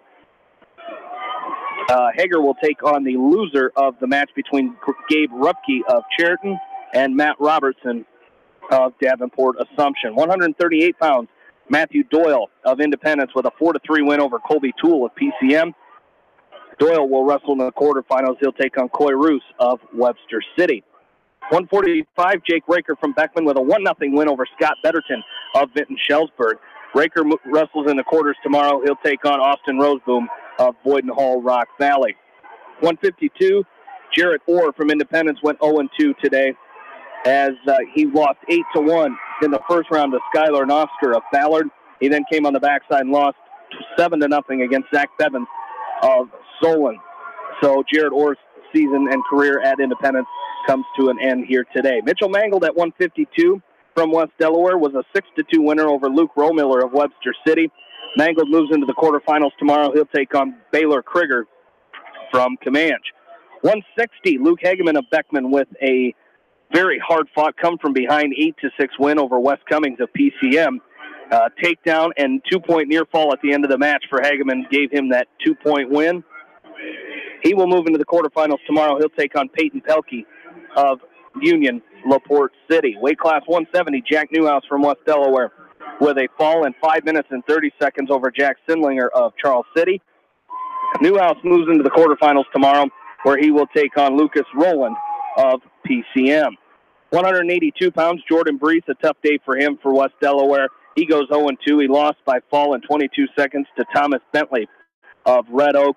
He then went to the backside and lost by fall to Jackson Gingrich in 2 minutes and 56 seconds. So Brees' junior season at West Delaware comes to an end today. Also at 182, Owen Grover of Beckman with a 7-6 win over Luke Jennis of Sheldon South O'Brien. He moves to the quarterfinals, does Grover. He'll take on Evan Rozanki of New Hampton Turkey Valley. 195, Harrison Goebel of West Delaware losing by fall in the first round to Seth Adrian of Davenport Assumption by fall in 1 minute and 50 seconds. Goebel then went to the backside and defeated Josh Hollub of Williamsburg by a 10-2 major decision. Tomorrow, Goebel will wrestle the loser of Nick Smith of Central DeWitt and Nick Foss of Harlan. At 220 pounds, Lake Stahlberg of Monticello losing by fall in 4 minutes and 39 seconds to Arian Day of New Hampton Turkey Valley in the first round. He then came back and defeated Brandon Johnson of Humboldt 5-2. As Stahlberg will now take on the loser of Caden Sutton of ADM and Hunter Crawford of Independence. And at heavyweight, Carson Petlin of West Delaware losing by fall in the first round to Tyler Linderbaum in 1 minute 41 seconds. He then came back and defeated McCade Eisentrager of Iowa Falls 5-1. Tomorrow, Petlin will take on the loser of John McConkey of Atlantic and Cooper Lawson of Webster City. As we mentioned, our next coverage here today will be our Class 3A wrestlers, as they will come in here at 1:30. So just over a little over an hour and a half from now, we will have our Class 3A wrestlers in the book, and that is mostly Western Dubuque wrestlers. Jared Cordes at 126 will also follow Joe Pins from Dubuque Hempstead at 126. At 145 pounds, it'll be Elijah Demmer of Western Dubuque. At 152, it'll be Riker Korinsky. 170, Jake Hush. And at 182, Devin Ludwig. So our first session is in the book. Well, Jamie, our 17 2A wrestlers went 14-10 on this first round. And that's whenever you can wrestle above 50%, you're having a great round. And we still got a number of those kids alive. So good job to our Class 2A guys. Absolutely. Well, that's going to do it for our coverage here this morning, as we'll have a full look. Our full noon schedule on KMCH will take place starting at noon, of course, with the news, weather, sports, and I'll have a recap of that first session in the local sports, and everything will be right on schedule here at KMCH. Don't forget, you can go to our website at kmch.com. Right at the top of the page is our state tournament coverage page. You can go back and see how all of our area wrestlers did this morning, match-by-match results, and, of course, the tournament brackets on there as well as session recaps, coaches' interviews, and everything you need to know about the 2018 state wrestling tournament. So for Roger Reed and Zach McCool, this is Jamie Vaskey saying so long for now from the Wells Fargo Arena in downtown Des Moines, Iowa, and you've been listening to the 2018 State Wrestling Tournament on Eastern Iowa Sports Station, Mix 94.7 KMCH. This is Phil from Gateway Appliance, your exclusive KitchenAid, Maytag, Whirlpool, and Amanda dealer in Manchester. If you're building a new home, remodeling, or just need to replace an old appliance, we have the selection that you're looking for. Find us at gateway.biz or give us a call at 927-3200. We deliver, install, and service everything we sell. Community Insurance is proud to support all area athletes and wish them the best of luck in tournament action. For your auto, farm, business, and home insurance, Community Insurance in Edgewood, go teams. Leonard Muller Funeral